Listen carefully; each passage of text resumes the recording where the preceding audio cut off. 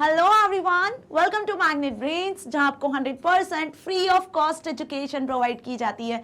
मतलब यहाँ आपको एक या दो चैप्टर पढ़ने के बाद किसी भी तरीके का कोई पेमेंट करने की नीड बिल्कुल नहीं होती है। साथ ही आप यहाँ पर CUET, IIT, JEE, NEET, SSC, bank, railway जैसे कॉम्पिटिटिव एग्जाम्स की प्रिपरेशन भी कर सकते हो, बिल्कुल फ्री ऑफ कॉस्ट।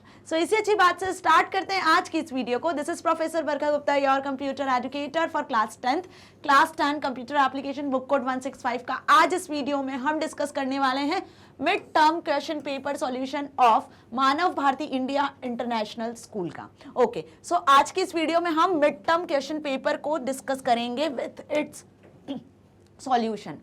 सो ये मिड टर्म पेपर सॉल्यूशन हम क्यों डिस्कस कर रहे हैं, क्या है इसका रीज़न, आप सभी सोच रहे होंगे। क्योंकि एग्जाम्स तो आपके हो चुके हैं, या जिन स्टूडेंट्स के एग्जाम नहीं भी हुए हैं, दोनों के लिए ये पेपर बहुत हेल्पफुल होगा। क्यों? क्योंकि आपका बोर्ड एग्जाम में कौन से चैप्टर्स आ रहे हैं, उनसे किस तरीके के क्वेश्चन बनते हैं, और एक्चुअली क्या पैटर्न फॉलो किया जा रहा है, ये आइडिया हमें लग जाना है, राइट। सो दोनों स्टूडेंट्स जिनके मिड टर्म के पेपर हो चुके हैं या जिनके होने वाले हैं, अभी तक नहीं हुए, दोनों के लिए ये पेपर बहुत इंपॉर्टेंट है। ये समझना इंपॉर्टेंट है कि किस तरीके से क्वेश्चंस पूछे जा रहे हैं स्कूल्स में एग्जाम के लिए, और ये सारे क्वेश्चंस बिलीव मी आपके फाइनल बोर्ड एग्जाम के लिए भी बहुत हेल्पफुल होंगे। ओके, सो चलिए स्टार्ट करते हैं आज की इस वीडियो को with the mid term question paper solution of Manav Bharati India International School. Now इसमें सबसे पहले आप सभी को अच्छे से पता है कि जब भी कोई क्वेश्चन पेपर आप स्टार्ट करते हो देना, तो सबसे पहले हमें क्या करना होता है भाई, एक बार इंस्ट्रक्शंस पे नज़र डाल लेनी होती है कि एक्चुअली इंस्ट्रक्शंस क्या दी हुई है, पूरे होल पेपर को किस तरीके से बनाया गया है, कहाँ पे आपको चॉइस है नहीं है, कौन सा क्वेश्चन कितने मार्क का है, कितने सेक्शंस कितने पार्ट्स में आपका पेपर डिवाइड है, ये हमें पता होना चाहिए ताकि हम फटाफट से पेपर को सॉल्व कर सके बिना कोई डाउट के। सो सबसे पहले तो all questions are compulsory and the time allowed is 2 hours. 2 hours आपको पेपर के लिए मिलेंगे, सारे क्वेश्चंस करना कंपलसरी है। मार्क्स होंगे आपके मैक्सिमम मार्क्स 50। फाइन, आप सभी को पता है कि प्रैक्टिकल भी होगा इसका। नाउ फर्स्ट इंस्ट्रक्शन है, this question paper contains 2 parts, part A and B। Okay, कि पार्ट A और पार्ट B में आपका पेपर डिवाइड है। Fine, part A carries 20 marks while part B carries 30 marks. Part A 20 marks का होगा, part B 30 marks का होगा। अब part A consist very short answer and case based MCQ। Part A में क्या है, MCQ क्वेश्चंस है, ठीक है, केस बेस्ड भी MCQs हो सकते हैं। Now part B is descriptive paper. Part B में कुछ क्वेश्चंस होंगे जिनके आंसर्स आपको लिखने हैं, डिस्क्रिप्टिव पेपर है। So both part A and part B have choices, दोनों में आपको यहाँ पर चॉइस भी मिलेगी। सो ये चीज अच्छे से क्लियर हो गई कि पेपर का पैटर्न क्या है। वैसे तो बोर्ड एग्जाम ने सैंपल पेपर निकाल दिया है ना, और सैंपल पेपर के अकॉर्डिंग हमें बोर्ड का पैटर्न भी पता चल चुका है, लेकिन यहाँ से आपको बोर्ड एग्जाम में जो आने वाले क्वेश्चंस हैं उसमें कुछ MCQs भी हैं, कुछ डिस्क्रिप्टिव क्वेश्चंस भी है, किस तरीके से पूछे जाएंगे, कौन से पूछे जा सकते हैं, कौन से क्वेश्चंस इंपॉर्टेंट हो सकते हैं, ठीक है। सो वो हमें पता लग जाएगा, उसका आइडिया हमें बेसिकली पता चल जाएगा। फाइन, चलिए स्टार्ट करते हैं। फर्स्ट पार्ट ए, जिसमें कुछ MCQ बेस्ड क्वेश्चन यहाँ पे पूछे गए हैं, that is multiple type questions. What does the abbreviation HTML stand for? देखो बहुत इजी क्वेश्चन है, सभी बच्चे बता सकते हैं। जल्दी इसे कमेंट सेक्शन में लिख के बता दो इसका करेक्ट आंसर कि HTML का क्या फुल फॉर्म है। सो hyper text markup language, hyper text high text markup language, hyper text markdown language, none of the above. So what is the correct answer? Hypertext markup language। ये हम बहुत शुरुआत से पढ़ते आ रहे हैं, पूरा सिलेबस हमारा कंप्यूटर एप्लीकेशन का कंप्लीट है।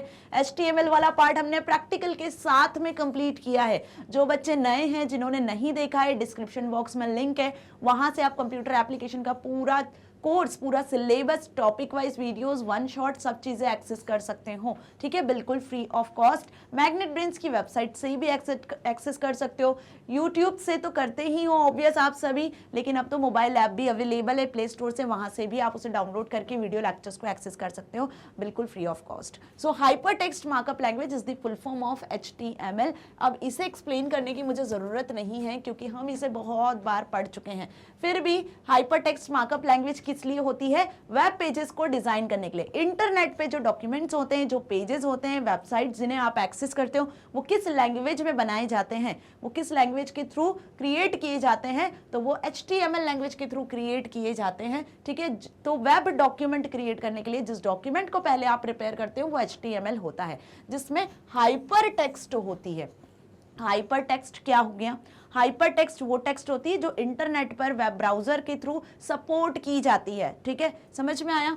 मार्कअप मतलब इसको डिजाइन करने के लिए, इन पेजेस को डिजाइन करने के लिए हम कुछ डिजाइंस का, हम कुछ टैग्स का यूज करते हैं, ठीक है, जो प्री डिफाइंड टैग्स होते हैं HTML के, जिनकी मदद से आप वेब पेज को डिजाइन करते हो। तो ये चीज समझ में आ गई। अब यहाँ पे आप डिफरेंट डिफरेंट टैग्स का यूज करते हो, डिफरेंट एलिमेंट्स का यूज करते हो।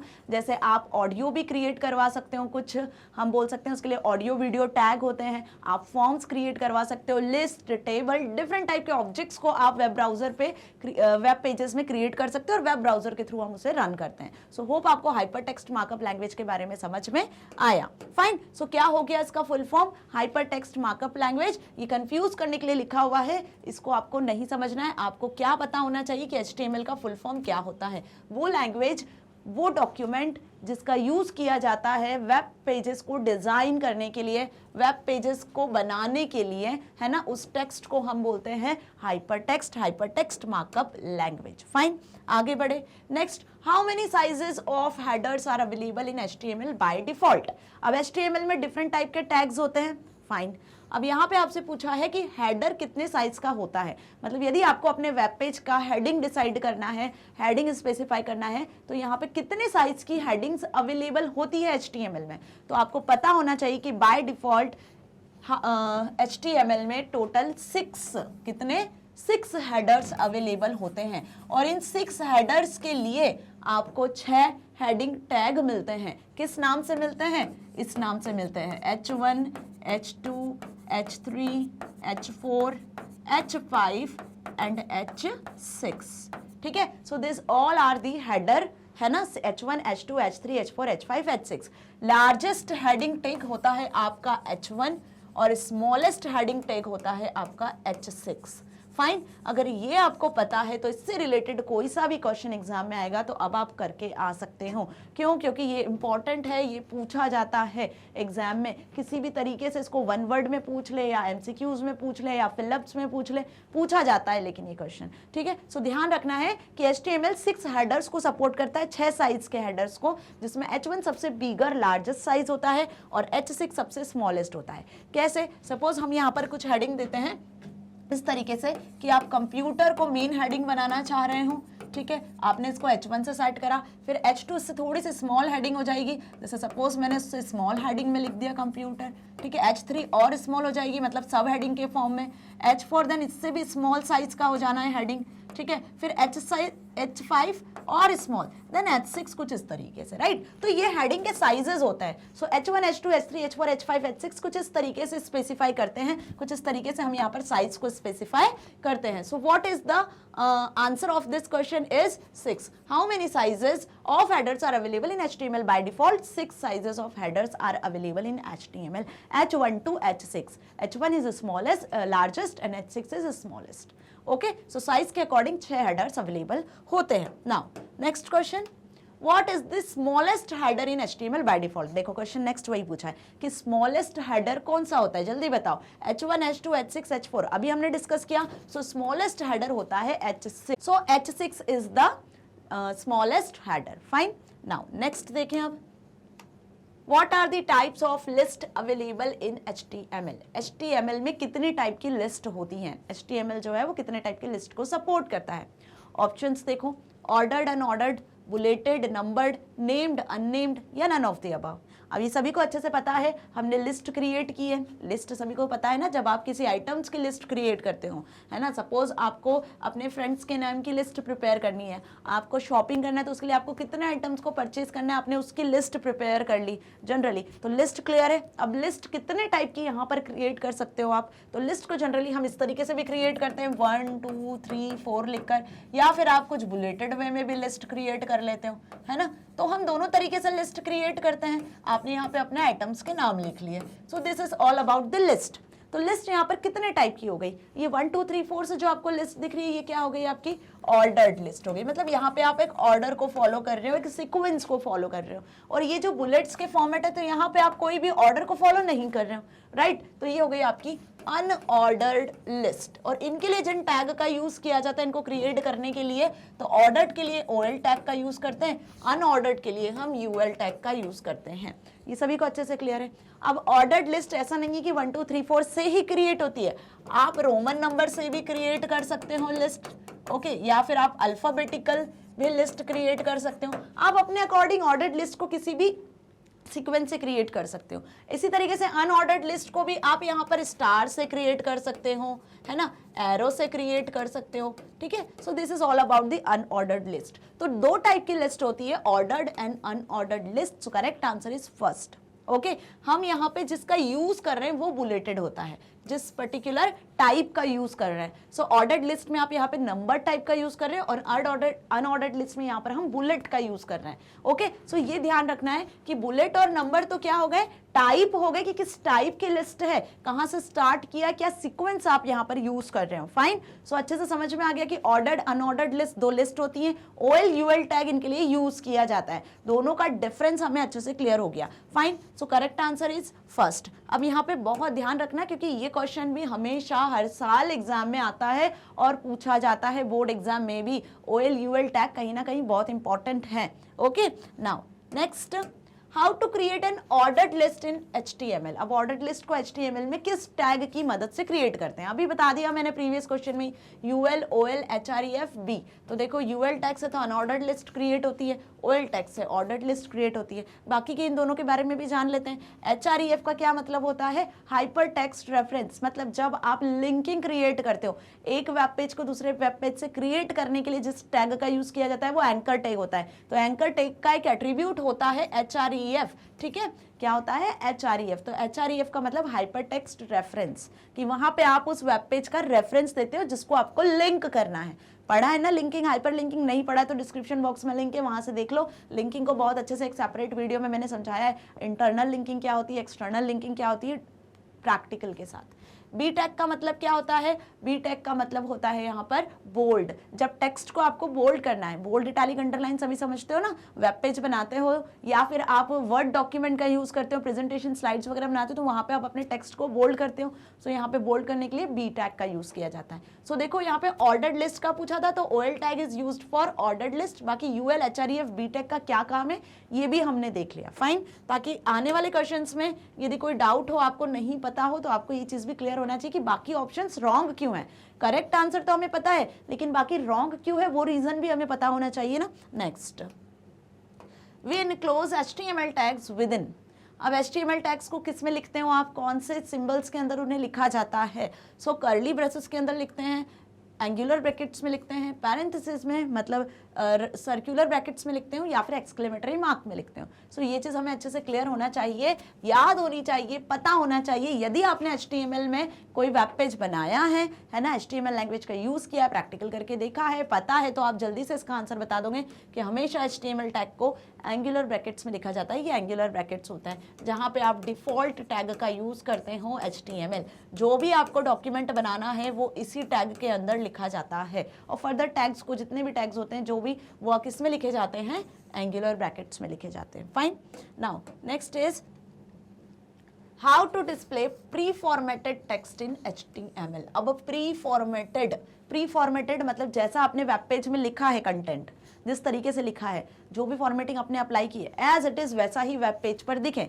मतलब जैसी फॉर्मेटिंग में आपने HTML पेज क्रिएट किया है, HTML डॉक्यूमेंट क्रिएट किया है, वैसा का वैसे ही वेब पेज पे दिखे, पहले से जो फॉर्मेटेड है। तो उसके लिए कौन सा टैग यूज होता है, P tag, pre tag, HR tag, all of the above. So ध्यान से देखो, यहाँ पर प्री टैग यूज किया जाता है प्री फॉर्मेटेड टेक्स्ट के लिए। अब P टैग का क्या काम है भाई, प्री टैग तो हमने देख लिया प्री फॉर्मेटेड टेक्स्ट के लिए यूज किया, बट P टैग और HR टैग क्यों यूज किए जाते हैं, ये टैग होते भी हैं कि नहीं होते हैं HTML में, ये ऐसे ही लिखे हैं। सो ये टैग्स एग्जिस्ट करते हैं। P टैग का मतलब होता है जब आप कोई पैराग्राफ क्रिएट करते हो, सपोज आपको अपने वेब पेज में कोई पैराग्राफ लिखना है, आपको 8 से 10 लाइन्स को क्रिएट करना है, ठीक है। सो यहाँ पे ये एक पैराग्राफ है, तो इसके लिए हम यहाँ पर P टैग का यूज कर लेते हैं। अब पैराग्राफ कैसे स्टार्ट होता है आप सभी को पता है, तो पैराग्राफ कैसे स्टार्ट होता है, पैराग्राफ स्टार्ट होता है आपका कुछ इस तरीके से, लाइक हम बात करें तो जब भी आप पैराग्राफ क्रिएट करोगे तो ये वेब ब्राउजर पे कुछ इस तरीके से रेंडर होगा, राइट। पैराग्राफ लिखने का तरीका यही होता है ना, मतलब पहली लाइन जो है थोड़ा सा स्पेस, यहाँ पे एक टैब स्पेस छूट जाता है।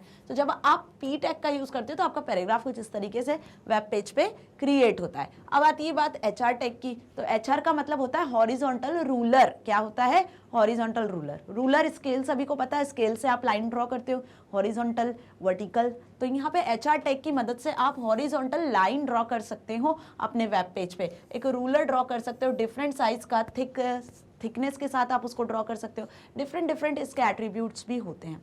ओके, सो यहाँ पर क्वेश्चन के अकॉर्डिंग कि प्री फॉर्मेटेड टेक्स्ट कौन सा टैग डिस्प्ले करता है? प्री टैग डिस्प्ले करता है। उसके अलावा हमने प्री टैग, एचआर टैग के बारे में भी जान लिया क्या होता है। Okay, now what is meant by N empty tag in HTML? HTML में एम्प्टी टैग का क्या मतलब होता है? अब HTML दो तरीके के टैग्स को कंटेन करता है। कितने? दो टाइप के टैग को। कौन कौन से टैग हो गए जल्दी से बताओ?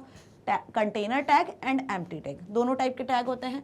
HTML टैग्स कितने टाइप के होते हैं? दो टाइप के होते हैं। कौन कौन से? Empty tag and container tag. ये यदि हमें ये लाइन क्लियर है, इनमें डिफरेंस आपको क्लियर है, तो इस क्वेश्चन का आंसर आप खुद से इजीली फटाफट कर सकते हो। ओके, पढ़ लो इसके ऑप्शंस क्या क्या है। पहला ऑप्शन दिया हुआ है an empty tag does not require closing tag. क्या एम्प्टी टैग में क्लोजिंग टैग की जरूरत नहीं होती है? दूसरा, there is no such concept of empty tag in HTML। क्या एम्प्टी टैग का कोई कॉन्सेप्ट HTML में नहीं होता है? An empty tag cannot have any content with it. क्या एम्प्टी टैग में आप कोई कंटेंट नहीं लिखते हो? या नन ऑफ द अबव। सो अभी हमने पहली चीज तो यहाँ पे देखी कि HTML सपोर्ट करता है दो टाइप के टैग को, एम्प्टी टैग को और कंटेनर टैग को। तो पहला वाला, सेकंड वाला ऑप्शन तो यही रॉन्ग हो गया।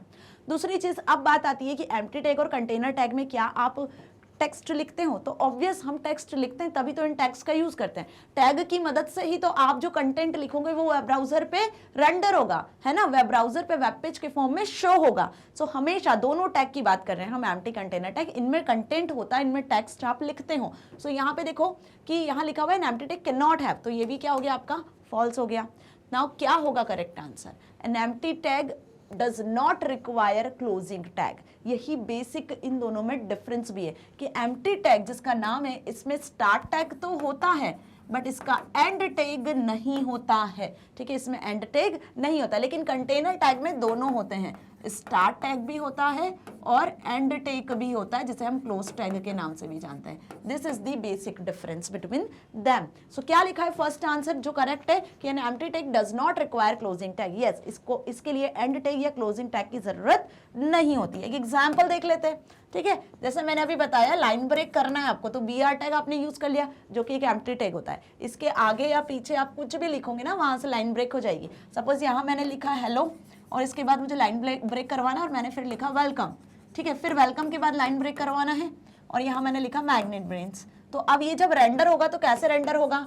Hello welcome MB। ठीक है, इस तरीके से रेंडर होगा, क्योंकि यहाँ लाइन क्या होगी आपकी? ब्रेक हो जाएगी। लाइन ब्रेक हो जाएगी, नई लाइन से आपको नेक्स्ट कंटेंट दिखेगा। तो यहाँ पे हमने क्या किया? इसको एम्प्टी टैग की तरह यूज किया। अब यदि यहाँ पर हम बात करते हैं HTML टैग की या किसी और टैग की, तो यहाँ पे आप यूज करोगे सपोज HTML टैग, तो HTML को आपको क्लोज भी करना होगा। ठीक है, और जो भी कंटेंट होगा वो आपका यहाँ पर आएगा।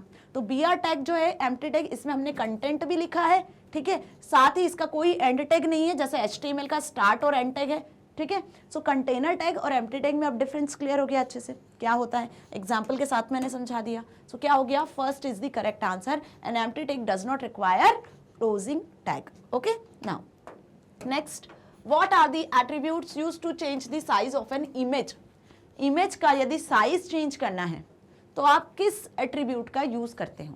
सो अब यहाँ पे कहानी इमेज की शुरू हो रही है कि HTML की मदद से आप वेब पेज पे इमेज भी डिस्प्ले करवा सकते हो। HTML की मदद से हम वेब पेज पे इमेज को भी डिस्प्ले करवा सकते हैं। तो इमेज को डिस्प्ले करवाने के लिए सबसे पहला टैग कौन सा होता है वो देख लेते हैं। तो इमेज को डिस्प्ले करवाने के लिए आप IMG टैग का यूज करते हो। किसका?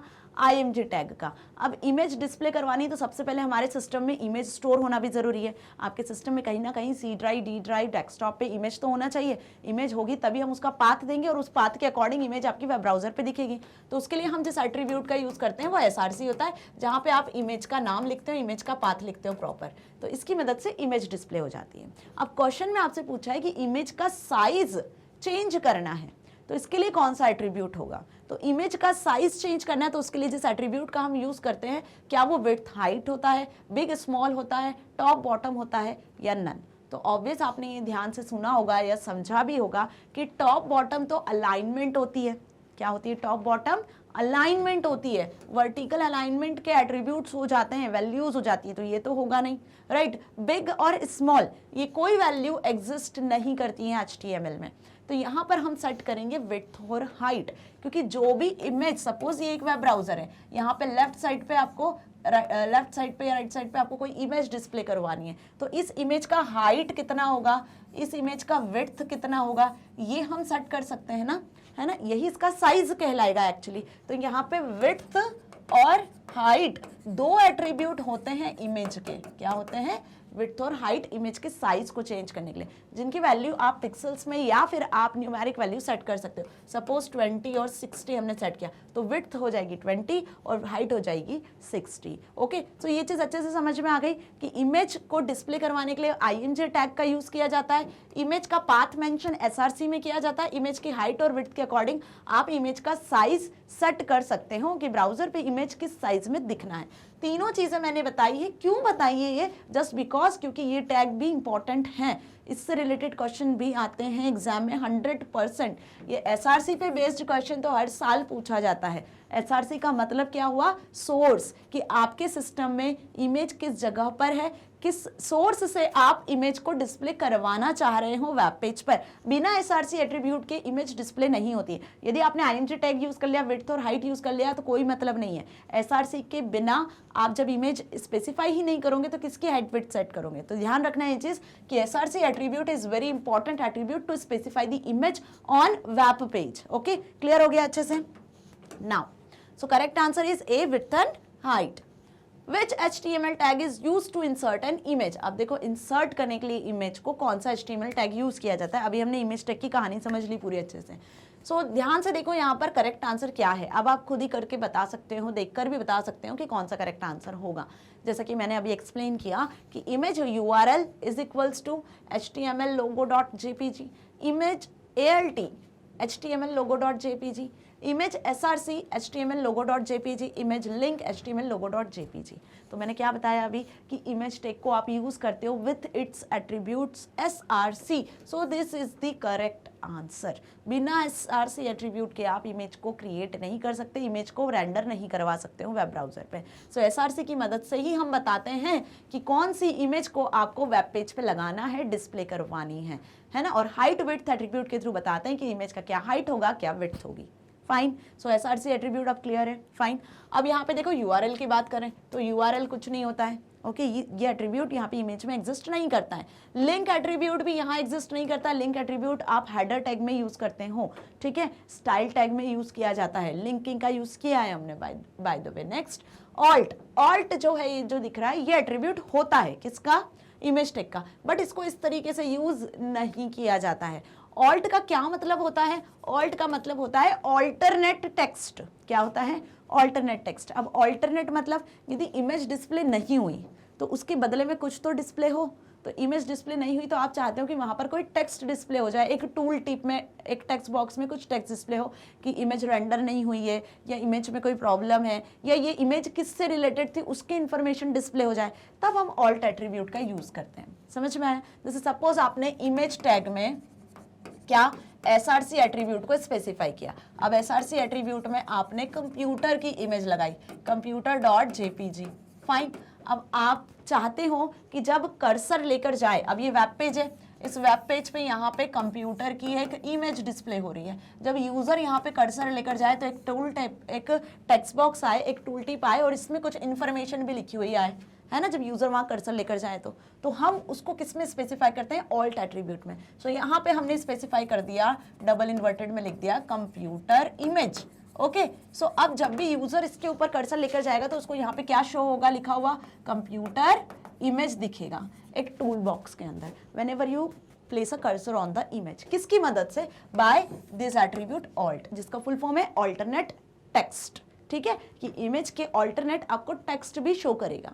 ओके, सो एसआरसी की मदद से हम इमेज का पाथ बताते हैं कि इमेज कौन सी डिस्प्ले होगी। यदि इनकेस कभी यहाँ पे इमेज डिस्प्ले नहीं भी होती तो उसका ऑल्टरनेट टेक्स्ट तो डिस्प्ले होता ही है बाय यूजिंग ऑल्ट एट्रीब्यूट। तो दोनों एट्रीब्यूट हैं इमेज के, एसआरसी भी देखा हमने, अभी ऑल्ट भी देखा। So according to question which is correct, according to question SRC is correct कि which HTML tag is used to insert an image, image को इंसर्ट करने के लिए एसआरसी एट्रीब्यूट का यूज किया जाता है और किस तरीके से यूज किया जाता है, this is the correct format. Okay कि इमेज टैग में जब आप एसआरसी लिख रहे हो तो आपको यहाँ पे क्लोज नहीं कर देना है टैग और फिर एसआरसी लिखोगे तो कोई मतलब नहीं होगा। एसआरसी को आपको एट्रीब्यूट को हमेशा टैग के अंदर लिखा जाता है, फिर ये एंगुलर ब्रैकेट क्लोज होता है, ये भी ध्यान रखना क्योंकि इससे रिलेटेड भी कुछ एमसीक्यूज बन जाते हैं। Okay, now B case study based questions. अब केस स्टडी बेस्ड क्वेश्चंस आप सभी को अच्छे से पता है, जिसमें कुछ कंडीशन दी रहती है, एक पैराग्राफ दिया रहता है, उसको आपको ध्यान से पढ़ना है। यदि वो पैराग्राफ आपकी समझ में आ गया, सारी चीज़ें उसमें जो लिखी अच्छे से क्लियर है, तो उस पर बेस्ड जो एमसीक्यूज आएंगे वो हम अच्छे से सॉल्व कर पाएंगे, राइट। सो बिल्कुल उसी तरीके से यहाँ पे क्वेश्चन नंबर 11 दिया हुआ है, web server is a special computer system running on HTTP through web pages. Web server वो स्पेशल कंप्यूटर सिस्टम होता है जिस पर क्या होते हैं, वेब पेजेस रन होते हैं, मतलब वेब पेजेस जहां पर स्टोर किए जाते हैं, जो HTML की मदद से आप डॉक्यूमेंट क्रिएट करते हो वो वेब पेजेस के फॉर्म में वेब सर्वर पर ही स्टोर किए जाते हैं और उन्हें हमें एक्सेस करना होता है। तो किस प्रोटोकॉल की मदद से हम उन्हें एक्सेस करते हैं, HTTP hyper text transfer protocol की मदद से एक्सेस करते हैं। आपने देखा है ना, किसी भी वेबसाइट को आप एक्सेस करते हो तो उसके पहले HTTP प्रोटोकॉल होता है। सो वो प्रोटोकॉल ही मदद करता है वेब सर्वर से इंफॉर्मेशन को एक्सेस करने में या वेब सर्वर पर इंफॉर्मेशन को स्टोर करवाने में, दोनों काम में। Okay, so the web page is a medium to carry data from one computer system to another. The working of web server starts from the client or user. तो यहाँ पे जो सिस्टम, कंप्यूटर सिस्टम जिस पर आप work कर रहे हो, ठीक है, सो आप यूजर हुए और जिस सिस्टम से आप रिक्वेस्ट सेंड कर रहे हो कुछ सर्च करने के लिए, आप किसी वेब पेज को एक्सेस करना चाहते हो, तो वो क्लाइंट सिस्टम कहलाता है। Now the client send their request through the web server to the web browser. अब यहाँ पर रिक्वेस्ट सेंड करने के लिए, कुछ भी वेब सर्वर से एक्सेस करने के लिए, किसी वेबसाइट को एक्सेस करने के लिए, वेब पेजेस को एक्सेस करने के लिए हम जिस सॉफ्टवेयर का यूज़ करते हैं, जिसकी मदद से एक्सेस करते हैं, वो वेब ब्राउज़र होता है। गूगल, मोजिला, एज, इन्हीं का यूज़ करते हैं ना हम किसी भी वेब सर्वर से इंफॉर्मेशन को एक्सेस करने के लिए। So web server takes the request, process it and then sends back process data to the client. This is whole about the web server process कि वेब सर्वर कैसे process करता है। Web server clients की request को accept करता है, उस request को देखता है डेटाबेस में, जहां पर उस रिक्वेस्ट के अकॉर्डिंग डेटा मिलता है, उसे प्रोसेस करता है, प्रोसेस करके रिजल्ट जो होता है, जो उसके अकॉर्डिंग इन्फॉर्मेशन होती है, वो सेंड बैक करता है क्लाइंट सिस्टम तक। सो ये ओवरऑल प्रोसेस होती है। The server gathers all of our web pages information and sends it to the user which we see on our computer system in the form of web page. Okay, so line clear हुई क्या कि आपने Google web browser open किया, Google search bar में आपने computer लिखा, ठीक है, सर्च बार सभी को अच्छे से क्लियर है। यहाँ पर जैसे ही आपने कंप्यूटर लिखा तो ये आपकी रिक्वेस्ट थी, आप क्लाइंट सिस्टम थे, यूजर थे, आपकी रिक्वेस्ट कहाँ गई, आपकी कंप्यूटर सिस्टम से वेब सर्वर के पास गई। किसके माध्यम से गई, वेब ब्राउजर के, वेब ब्राउजर के माध्यम से, वेब ब्राउजर की मदद से आपने जो रिक्वेस्ट भेजी थी वो रिक्वेस्ट सर्वर के पास गई। सर्वर ने अपने डेटाबेसेस में सर्च किया, प्रोसेस किया इस पर्टिकुलर रिक्वेस्ट को कि कहाँ पे उसको कंप्यूटर से रिलेटेड इन्फॉर्मेशन मिलती है, और जैसे ही उसने सर्च किया तो वापस से सारा आंसर जो था, जो भी उसे मिला उससे रिलेटेड, वो सारी चीज़ें आपको हाइपर लिंकिंग के फॉर्म में, हाइपर टेक्स्ट लिंकिंग के फॉर्म में, कुछ इमेजेस कंप्यूटर से रिलेटेड, कुछ ऑडियो फाइल्स, कुछ सर्चेज लाइक विकीपीडिया से रिलेटेड सर्च आपको यहाँ पे मिल जाती है। तो डिफरेंट सर्चेस आपको हाइपर लिंक के फॉर्म में यहाँ पे शो हो जाती है। सो ये जो आंसर आया आपके सामने, ये जो डिस्प्ले हुआ टेक्स्ट, ये किसने किया, ये वेब सर्वर ने ही आपको डिस्प्ले किया है ना। सो आप इन्हें कैसे एक्सेस कर पाओगे, इन्हें हम एक्सेस कर पाएंगे वेब पेजेस के फॉर्म में। ओके, किसके फॉर्म में, वेब पेजेस के फॉर्म में। सो क्लियर हुआ। Okay, now when the client sends a request to for processing to a web server, a domain name and IP address, this is important thing। देखो किसकी जरूरत पड़ती है हमें, डोमेन नेम की और IP एड्रेस की, are important to web server. जब भी क्लाइंट कोई रिक्वेस्ट सेंड करता है सर्वर तक, ठीक है, तो वहां पे जिन भी वेबसाइट को, जिन भी वेब पेजेस को वो एक्सेस करना चाह रहा है, वो किसके थ्रू एक्सेस किए जाते हैं, डोमेन नेम और आईपी एड्रेस के थ्रू। सर्वर कैसे सर्च करता है, डोमेन नेम और आईपी एड्रेस की मदद से ही सर्च करता है। The domain name and IP address are used to identify the user on a large network. Domain name और आईपी एड्रेस की मदद से ही इतने बड़े लार्ज नेटवर्क में आपकी रिक्वेस्ट को फुलफिल किया जाता है वेब सर्वर के थ्रू। ओके, अब डोमेन नेम, आईपी एड्रेस सभी को होप अच्छे से क्लियर है क्या होता है। है ना। जैसे सपोज आपको magnetbrains.com से क्लास 10th कंप्यूटर एप्लीकेशन के HTML के वीडियोस को देखना है, ठीक है, तो आप क्या करोगे, आप लिखोगे www.magnetbrains.com, है ना, यही लिखोगे, यही हमारी वेबसाइट है, इसी पर आप वीडियोस को सर्च करते हो। तो ये क्या हो गया, ये हो गया डोमेन नेम। क्या हो गया, ये डोमेन नेम, एक वेबसाइट का नाम, URL भी हम इसे कहते हैं।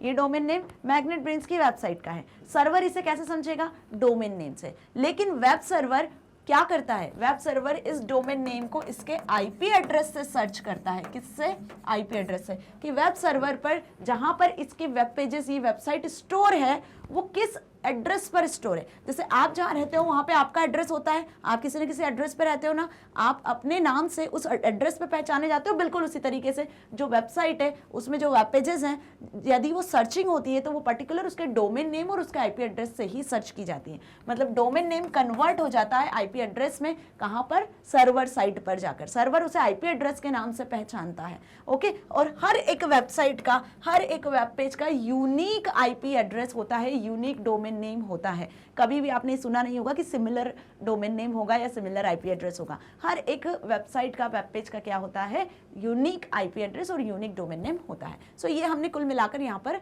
समझा भी, और यही आपका बेसिक कॉन्सेप्ट है नेटवर्किंग का, कि नेटवर्किंग में web server, web client, web browser, इनका क्या रोल होता है, वही हमने यहाँ पर समझा है। फाइन, आगे बढ़ते हैं। अब क्वेश्चन इस पर बेस्ड है। पहला, web server are, web server क्या होते हैं, IP एड्रेसेस होते हैं, कंप्यूटर सिस्टम्स होते हैं, या वेब पेजेस होते हैं वेबसाइट के। सो ध्यान से बताओ, जल्दी से देखकर, बहुत इजी आंसर है कि वेब सर्वर क्या होते हैं। वेब सर्वर आपके कंप्यूटर सिस्टम्स होते हैं, एक बड़े कंप्यूटर सिस्टम्स होते हैं, या हम बोल सकते हैं कि हाई कॉन्फ़िगरेशन वाले कंप्यूटर सिस्टम्स होते हैं, जिनमें बल्क में डेटा स्टोर होता है ना। उनका कॉन्फ़िगरेशन बहुत ज़्यादा हाई होता है, जहाँ से आप इंफॉर्मेशन को एक्सेस कर पा रहे हो इंटरनेट पे, एक लार्ज नेटवर्क ऑफ नेटवर्क में कनेक्टेड होते हैं, ओके। अब वेब सर्वर यहाँ पर क्या हो गए, कंप्यूटर सिस्टम हो गए। इन कंप्यूटर सिस्टम पर सॉफ्टवेयर के फॉर्म में वेब पेजेस और वेबसाइट्स स्टोर होती हैं, ठीक है। और हर एक वेबसाइट और वेब पेज का क्या होता है, IP एड्रेस। तो वो कंप्यूटर सिस्टम, सर्वर सिस्टम जहां पर वेब पेजेस, वेबसाइट्स स्टोर होती हैं, पर्टिकुलरली हम बोल सकते हैं होस्ट होती हैं, उनके IP एड्रेस की मदद से हम उन्हें एक्सेस कर पाते हैं। So web servers are computer system,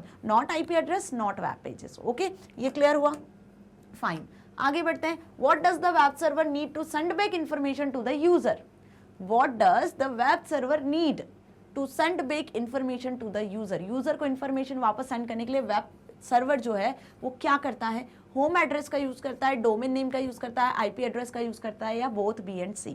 तो मतलब सर्वर की जो रिक्वेस्ट आई है उसको फुलफिल करने के लिए वो किसका यूज करता है, क्या सर्च करता है एक्चुअली वेब सर्वर। तो यहाँ पे वो डोमेन नेम और IP एड्रेस दोनों की मदद से ही वेब क्लाइंट की रिक्वेस्ट को फुलफिल करता है, राइट, कि उसने किससे रिलेटेड सर्चेस भेजी है। तो डोमेन नेम और IP address both B and C are correct. तो क्या हो जाएगा यहाँ पे answer, both B and C। अभी हमने देखा पैराग्राफ में भी कि domain name and IP address की मदद से ही जो है वेब सर्वर सर्चिंग करता है और उसी के अकॉर्डिंग रिजल्ट पर्टिकुलर यूजर तक पहुंचाता है। और होम एड्रेस तो आपके घर का एड्रेस हो जाने वाला है। Fine, so this is not the correct answer. What is the correct answer, both B and C। Fine, now next is what is the full form of HTTP। अब जिस प्रोटोकॉल की मदद से सर्वर जो है वेब पेजेस को display करता है और आप रिक्वेस्ट सेंड करते हो, वो किस प्रोटोकॉल की मदद से होता है, HTTP प्रोटोकॉल। मतलब ओवरऑल कम्युनिकेशन जो हो रहा है वेब ब्राउजर और वेब सर्वर के बीच में, वो कम्युनिकेशन के लिए जो प्रोटोकॉल होता है वो HTTP होता है। क्या होता है इसका full form, hypertext transfer protocol, hypertext transfer procedure, hyperlink transfer protocol, hyperlink transfer procedure. तो अभी मैंने जितना हिंट किया कि प्रोटोकॉल होता है, तो ये प्रोसीजर वाली लाइन तो खत्म हो गई यहाँ पर ही। अब वो प्रोटोकॉल कौन सा होता है, हाइपरलिंक होता है या हाइपर टेक्स्ट होता है। तो ट्रांसफर करना मतलब यूजर ने जो रिक्वेस्ट सेंड करी www.magnetbrains.com, हमें वेबसाइट को एक्सेस करना है, हमने ये लिखा, तो ये पर्टिकुलर जो टेक्स्ट है ट्रांसफर होगा HTTP प्रोटोकॉल की मदद से डोमेन नेम और IP एड्रेस में, ठीक है। और ट्रांसफर होगा और फिर सर्वर उसे समझेगा उस IP एड्रेस को, उस IP एड्रेस के अकॉर्डिंग सर्चेस करेगा डेटाबेस में कि कहाँ पर ये पर्टिकुलर जो है magnetbrains.com वाली वेबसाइट जो है वो स्टोर है, उसके वेब पेजेस स्टोर है, यूजर की जो रिक्वेस्ट है उसको उसी फॉर्मेट में सर्च करेगा, जब मिल जाएगा सर्वर को तो HTTP प्रोटोकॉल की मदद से वापस ट्रांसफर करेगा उस पर्टिकुलर रिजल्ट को यूजर तक। तो क्या हो जाने वाला है यहाँ पर आंसर आपका, हाइपर टेक्स्ट ट्रांसफर प्रोटोकॉल। क्या हो जाएगा, हाइपर टेक्स्ट। इंटरनेट पे वेब पेजेस पे जो भी टेक्स्ट होता है ना वो हाइपर टेक्स्ट ही होता है। क्या होता है, हाइपर टेक्स्ट होता है। ठीक है, ये ध्यान रखना है आपको। So what is the correct answer, first hyper text transfer protocol. Okay clear. अब हाइपरलिंक क्यों होंगे, क्योंकि हाइपरलिंक एक अलग चीज हो जाती है। हाइपरलिंक मतलब कि यहां पर आप क्या कर रहे हो, एक टेक्स्ट को किसी और वेब पेज के साथ लिंक कर रहे हो। Okay, so hyperlink is a different thing, but जो भी टेक्स्ट इंटरनेट पे वेब पेजेस में आपको दिख रहा है वो हाइपर टेक्स्ट ही कहलाता है। ओके, तो हाइपर टेक्स्ट ट्रांसफर प्रोटोकॉल, भाई इंटरनेट सर्वर से जो टेक्स्ट आप एक्सेस करने वाले हो वेब पेजेस के फॉर्म में, वो टेक्स्ट इंटरनेट पे जाकर सर्वर पे जाकर हाइपर हो जाता है, हाइपर टेक्स्ट बन जाता है, राइट। सो इसीलिए उस प्रोटोकॉल को जिसकी मदद से आप उस टेक्स्ट को एक्सेस कर पा रहे हो, जो प्रोटोकॉल आपको ट्रांसफर करके शो कर पा रहा है, वो हाइपर टेक्स्ट ट्रांसफर प्रोटोकॉल हुआ। एक एक वर्ड का अपना मतलब है, यहाँ पर ध्यान रखना है आपको। Clear. Now next is the dash translate internet domain and host name to IP address.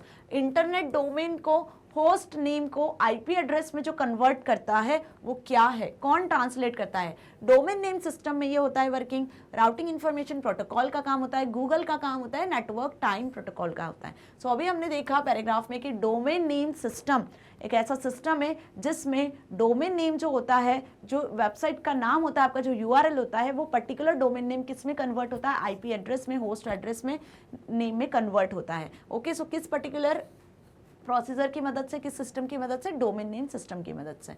ये कोई भी करेक्ट आंसर नहीं है। Fine. Next, computer that request, ध्यान से समझना, computer that request the resources और डेटा फ्रॉम अदर कंप्यूटर।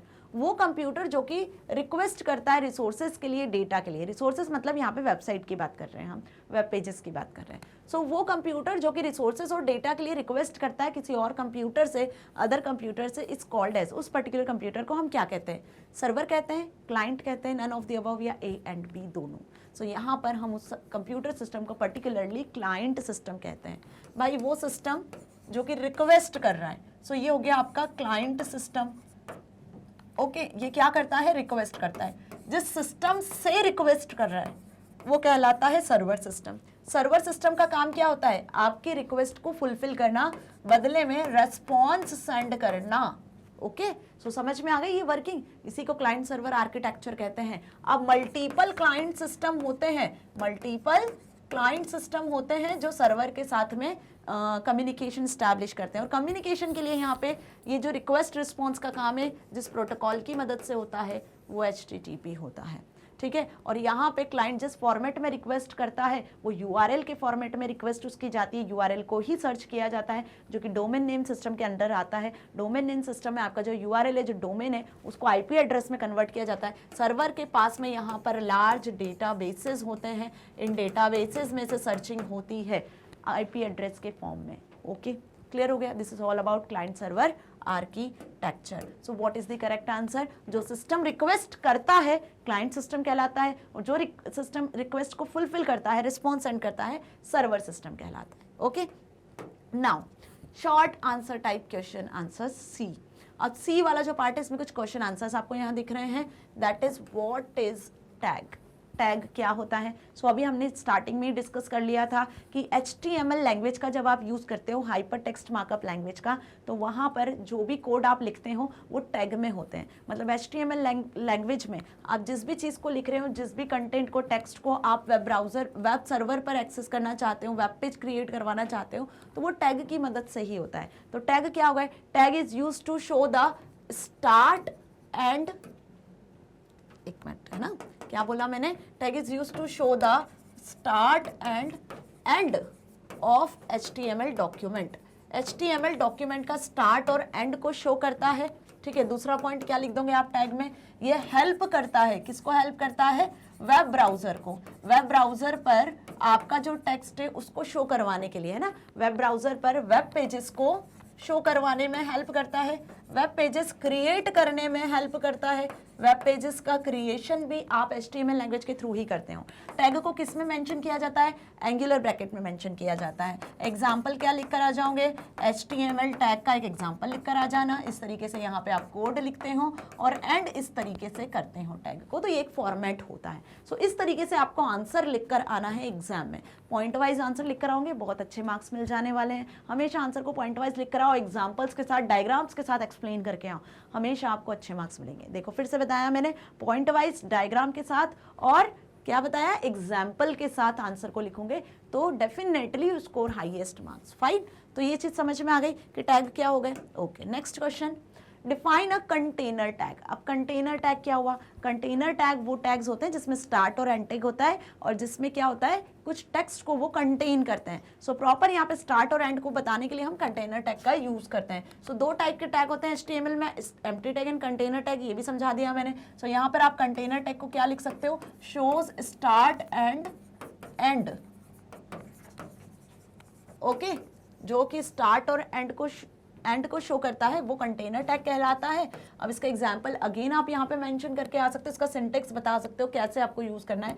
यहाँ पर आप किसी टैग को बता दो, सपोज HTML टैग, अगेन है ना, वही सारी चीज रिपीट हो रही है क्योंकि पूछे ही क्वेश्चन इस तरीके से।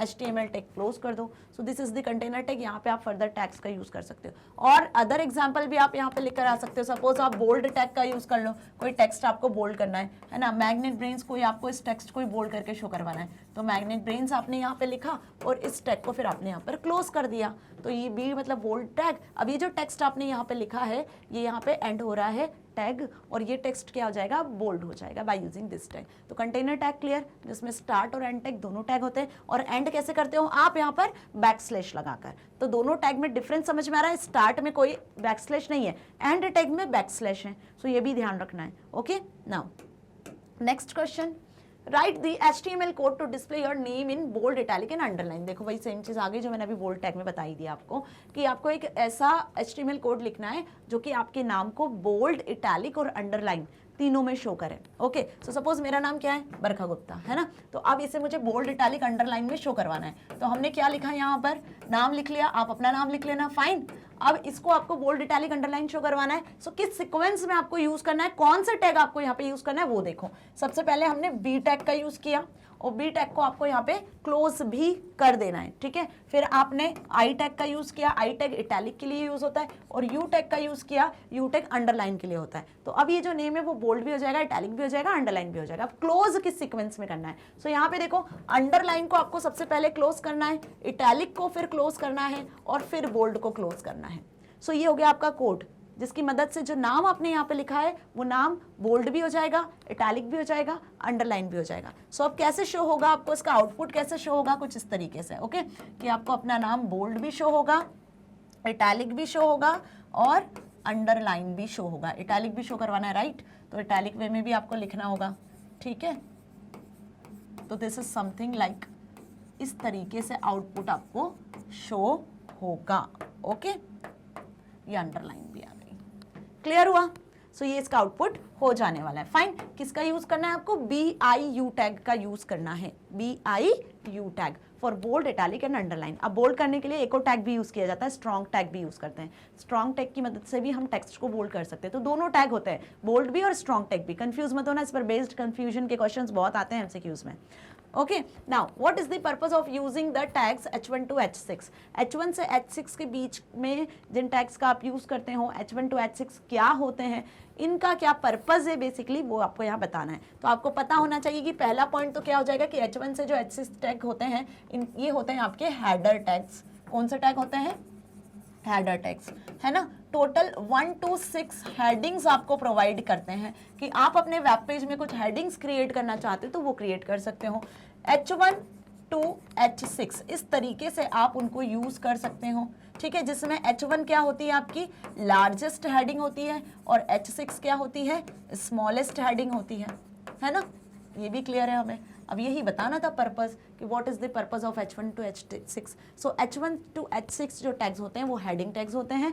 वेब पेज में यदि हेडिंग्स क्रिएट करना है आपको तो डिफरेंट साइजेस की हेडिंग आप यहाँ पे क्रिएट कर सकते हो। 1 to 6 हेडिंग्स के साइज होते हैं यहाँ पर, बिगर से लेकर स्मॉलर साइज तक, जिसमें H1 लार्जेस्ट हेडिंग होती है और H6 स्मॉलेस्ट हेडिंग होती है। ज़्यादा तो आप इसमें एक एग्जाम्पल भी आकर बता सकते हो, लाइक दिस कि आपने एक H1 टैग ले लिया और इस H1 टैग में आपने कुछ कंटेंट लिख दिया और H1 टैग को क्लोज कर दिया, तो जो भी आपने कंटेंट लिखा है वो बिगर साइज में शो हो जाने वाला है। ओके, सो इतना आपको लिखकर आ जाना है इसमें कि what is the purpose of H1 to H6। Now what is HTML। अब HTML क्या होता है, स्टार्टिंग में डिस्कस कर लिया है कि HTML एक हाइपर टेक्स्ट मार्कअप लैंग्वेज है। क्या है, हाइपर टेक्स्ट मार्कअप लैंग्वेज। क्यों डिजाइन किया गया इस लैंग्वेज को, इसको डिजाइन किया गया ताकि आप वेब पेज डिजाइन कर सको। ठीक है, वेब पेजेस को डिजाइन करने के लिए इस लैंग्वेज को यूज किया जाता है। इसमें आप टैग्स का यूज करते हो, डिफरेंट टैग्स की मदद से आप HTML डॉक्यूमेंट क्रिएट करते हो और उस HTML डॉक्यूमेंट को आप वेब ब्राउजर पे रेंडर करते हो। ठीक है, तब एक वेब पेजेस क्रिएट हो जाते हैं जो कि सर्वर पे होस्ट होते हैं। इतना क्लियर। टैग्स की मदद से हम वेब पेजेस क्रिएट करते हैं। वेब पेजेस को डिजाइन करने के लिए हम HTML लैंग्वेज का यूज करते हैं, हाइपर टेक्स्ट मार्कअप लैंग्वेज। किसने डेवलप किया था इस लैंग्वेज को? 90s में टिम बर्नर्स-ली ने इस लैंग्वेज को डेवलप किया था। ओके, सो इतना आपको इस क्वेश्चन में लिखकर आ जाना है। साथ ही आप यहाँ पे बता सकते हो कि जब बेसिक टैग जो होता है HTML का, इस तरीके से हम इस टैग को यूज करते हैं। ओके, सो इतना बस लिख कर आ जाओगे, अच्छे मार्क्स आपको मिल जाने वाले हैं क्योंकि आपने सारी बेसिक चीजें यहाँ पे लिख दी हैं। Okay, now next, what is the use of BR tag. अब BR टैग का क्या मतलब है, क्या यूज है? सो BR टैग जैसे कि नाम से समझ में आ रहा है, लाइन ब्रेक करने के लिए। अभी प्रीवियस MCQs में भी, ऑप्शंस में भी मैंने इसको समझाया कि लाइन ब्रेक करने के लिए हम यूज करते हैं किसका? To break line we use BR tag. BR tag का हम यूज करते हैं। इसका एग्जाम्पल बता के आ सकते हो, जैसे मैंने अभी बताया था, हेलो लिखा आपने, फिर आपने BR टैग का यूज किया, देन आपने वेलकम लिखा, फिर आपने BR टैग का यूज कर लिया। तो अब क्या होगा, हेलो वेलकम साथ में शो नहीं होगा, आपको 1 by 1 हेलो के बाद एक नई लाइन में आपको वेलकम शो होगा। So to break line we use BR tag. It is empty tag, इसका क्लोजिंग टैग नहीं होता। ये भी लिख सकते हो कि ये कौन सा टैग है, एम्प्टी टैग है। ओके, इसका कोई भी क्लोजिंग टैग नहीं होता है, मतलब आपको इस तरीके से इसको क्लोज करने की जरूरत नहीं होती है। ओके, ये कंटेनर टैग नहीं होता है। सो इतना आंसर आपको लिख के आ जाना है कि BR टैग का क्या मतलब होता है। एग्जाम्पल बता दो, आउटपुट भी बताकर आ सकते हो कि वेब ब्राउजर पे कैसे एग्जीक्यूट होगा। ये वेब ब्राउजर पे कुछ इस तरीके से एग्जीक्यूट होगा। ज्यादा यदि आपको बताकर आना है, अच्छे से लिख कर आना है, तो इस तरीके से यदि आंसर को लिख कर आओगे तो फुल मार्क्स मिल जाने वाले हैं। Fine, next, mention any 2 attribute of each of the following tags। अब यहाँ पे कुछ टैग्स लिखे हुए हैं, इनके आपको 2 एट्रीब्यूट्स बताने हैं। देखो, स्टार्टिंग से बताती आ रही हूँ ये चीज कि जितने टैग्स हमने पढ़ लिए हैं, सभी टैग्स के एट्रीब्यूट आपको याद कर लेने हैं। अब सभी टैग बोले तो कुछ इंपॉर्टेंट टैग्स भी मैंने बताए। कौन कौन से इंपॉर्टेंट टैग्स मैंने बताया आपको? तो HTML में हमने कुछ बेसिक टैग्स पढ़े थे। बेसिक टैग्स क्या पढ़े थे? HTML टैग पढ़ा था, ठीक है, जो कि बेसिक टैग है। हेड टैग देखा था, ठीक है, बॉडी टैग देखा। तो ये तो आपके हो गए बेसिक टैग्स 3। इनके एट्रीब्यूट, इनमें आपको जिनके एट्रीब्यूट याद करने हैं वो है मोस्ट इंपॉर्टेंट बॉडी टैग। तो बेसिक टैग हमने समझे। इसके अलावा जो टैग्स आते हैं, जैसे यदि आपको इमेज क्रिएट करनी है वेब पेज पे तो इमेज टैग के एट्रीब्यूट आप याद कर लो। आपको हाइपर लिंकिंग करनी है तो एंकर टैग के एट्रीब्यूट याद कर लो। आपको क्या करना है इसके बाद, टेबल क्रिएट करनी है तो टेबल टैग के एट्रीब्यूट याद कर लो। फाइन, सो ये कुछ इंपॉर्टेंट चीजें हैं। आपको ordered list, unordered list create करनी है तो आपको इनके एट्रीब्यूट भी याद करने पड़ेंगे। ओके, सो ये कुछ इंपॉर्टेंट से टैग्स हैं जो हमेशा यूज होते हैं। ओके, सो यहाँ पे देखो किन टैग्स के बारे में आपसे पूछा है कि आपको 2 एट्रीब्यूट बताना है। सबसे पहले बॉडी टैग। बॉडी टैग की मदद से आप वेब पेज को डिजाइन करते हो, वेब पेज की बॉडी क्रिएट करते हो, ये अच्छे से पता है। ओके, तो बॉडी टैग की क्या एट्रीब्यूट हुआ है कि वेब पेज का बैकग्राउंड कैसा होगा, उसमें आप इमेज लगाना चाहते हो या कलर सेट करना चाहते हो। आप जो लिंक क्रिएट करने वाले हो वो एक्टिव लिंक का कलर क्या होगा, या विजिटेड लिंक हो जाएगी तो उसका कैसा कलर होगा। सो ये सब हम बॉडी टैग में ही सेट करते हैं। तो यहाँ पे 2 मेन इंपॉर्टेंट एट्रीब्यूट है जिन पर बेस्ड क्वेश्चन एवरी ईयर अलग अलग तरीके से पूछा जाता है, बता रही हूँ मैं। तो बॉडी टैग में जैसे यहाँ पे भी पूछा है क्वेश्चन इस पेपर में भी, पर कैसे पूछ लिया कि 2 एट्रीब्यूट्स बता दो। ओके, सो यहाँ पे देखो 2 एट्रीब्यूट डिस्कस कर लेते हैं हम। BG कलर जो कि इंपॉर्टेंट है, और दूसरा एट्रीब्यूट हम डिस्कस कर लेते हैं इसका बैकग्राउंड। बॉडी के दो attribute which is most important attribute, जिसमें कंफ्यूजन भी होता है और यदि समझ में आ गया तो कभी कंफ्यूजन नहीं होगा और क्लियर भी हो जाएगा और इंपॉर्टेंट भी है। तो बीजी कलर का मतलब यहाँ पे होता है बैकग्राउंड कलर, कि वेब पेज के पीछे का जो कलर है वो आप कैसा सेट करना चाहते हो, बैकग्राउंड कैसा सेट करना चाहते हो, रेड, ग्रीन, ब्लू, येलो, कैसा कलर सेट करना चाहते हो। सपोज रेड सेट करना चाहते हो तो यहाँ पे हम स्पेसिफाई करते हैं बैकग्राउंड कलर।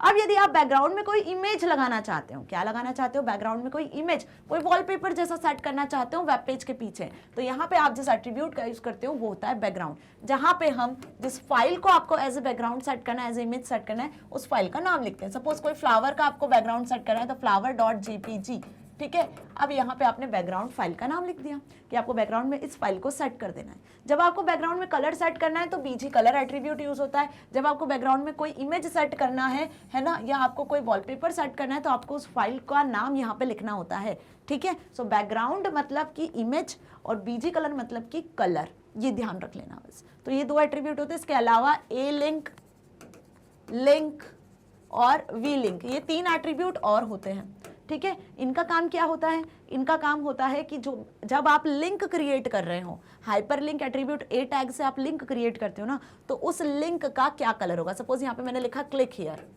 ओके, ये हमने एक लिंक बना दी। अब ये लिंक है तो ये लिंक एक्टिव होगी तो रेड कलर की होगी, विजिटेड हो जाएगी तो ब्लू कलर की हो जाएगी। जब आपने इस पर क्लिक कर लिया तो क्लिक करने के पहले ब्लू कलर की थी, क्लिक करने के बाद जब आपने देखा कि इसमें क्या है, फिर आप वापस आए तब ये रेड कलर की हो गई। तो जब आप चाहते हो कि एक्टिव लिंक, लिंक या विजिटेड लिंक का कोई कलर सेट करना है तो हम इन एट्रीब्यूट की मदद से सेट कर सकते हैं। सो दो एट्रीब्यूट डिस्कस करने थे, हमने यहाँ 5 समझ लिए, कोई भी दो एट्रीब्यूट आप लिखकर आ सकते हो। Now OL tag, OL tag मतलब कि ऑर्डर्ड लिस्ट, लिस्ट यदि क्रिएट करनी है तो हम OL टैग का यूज करते हैं। सो इसके दो एट्रीब्यूट की यदि बात करें तो स्टार्ट एट्रीब्यूट को यूज कर सकते हो आप, और दूसरा आप टाइप एट्रीब्यूट का यूज कर सकते हो। अब स्टार्ट मतलब कि लिस्ट आपको कहाँ से स्टार्ट करनी है, 1 2 3 से स्टार्ट करनी है, 10 11 से स्टार्ट करनी है, किस नंबर से या किस अल्फाबेट से आपको स्टार्ट करनी है, वो स्टार्ट पोजीशन आप यहाँ पर सेट करते हो। सपोज मुझे 10 से स्टार्ट करनी है लिस्ट, तो मैंने 10 स्पेसिफाई कर दिया। 1 2 3 से स्टार्ट नहीं करनी है, 10 11 12 से स्टार्ट करनी है, ठीक है। टाइप, कैसी लिस्ट बनानी है, अल्फाबेटिकल लिस्ट होना चाहिए, न्यूमेरिक लिस्ट होना चाहिए, रोमन नंबर्स में लिस्ट होना चाहिए। मतलब आप लिस्ट ऐसी चाहते हो, या आप लिस्ट रोमन नंबर्स में चाहते हो, या फिर आप लिस्ट ABC इस फॉर्मेट में या कैपिटल ABC के फॉर्मेट में चाहते हो, किस टाइप की लिस्ट आपको क्रिएट करनी है, वो टाइप हमें यहाँ स्पेसिफाई करना होता है कुछ इस तरीके से। सो स्टार्ट और टाइप दो एट्रीब्यूट होते हैं OL टैग के, कहाँ से स्टार्ट करनी है और किस टाइप की लिस्ट होना चाहिए। सेम ये आपके क्या हो सकते हैं, टाइप एट्रीब्यूट UL टैग में भी यूज होता है, तो यहाँ पे OL की जगह UL भी पूछा जा सकता है, ओके।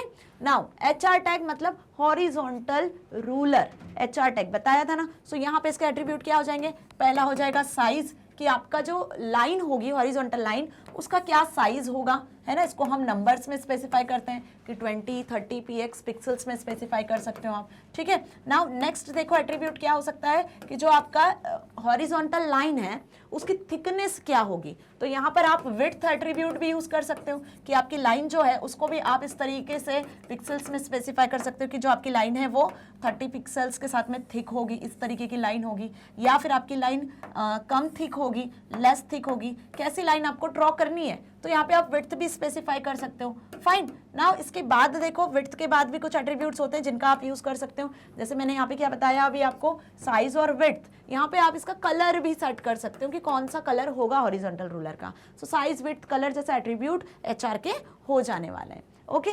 नाउ फॉन्ट देखो, अब फॉन्ट के भी दो एट्रीब्यूट बताना है, तो फॉन्ट का एट्रीब्यूट क्या हो गया, एक तो हो गया फॉन्ट का कलर कि किस कलर का फॉन्ट शो होना चाहिए, जो आपने लिखा है, जो आपने हेडिंग लिखी है या कोई टेक्स्ट लिखा है, कोई पैराग्राफ डिजाइन किया है या कोई लिस्ट क्रिएट की है, तो उसमें जो भी आपने यूज किए हैं कंटेंट में फॉन्ट, वो फॉन्ट का कलर कैसा होगा। सपोज रेड कलर का होगा, ब्लैक कलर का तो डिफॉल्ट होता ही है, रेड कलर का, ब्लू कलर का, जो भी कलर का टेक्स्ट होगा तो कलर एट्रीब्यूट यूज कर लिया।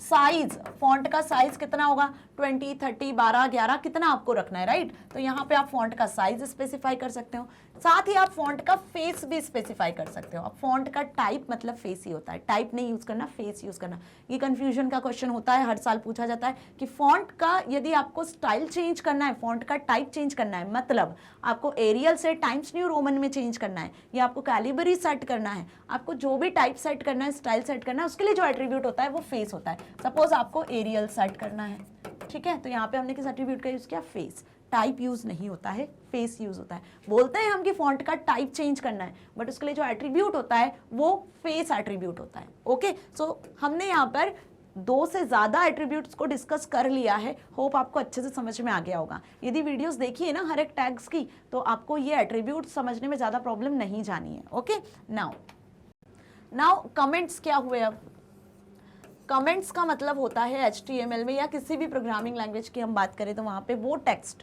जो कोड में इंक्लूड नहीं होता है, जो आपने लिखे हैं टैग्स, उन टैग्स में रेंडर नहीं होगा वेब ब्राउजर पे, वो कमेंट कहलाते हैं।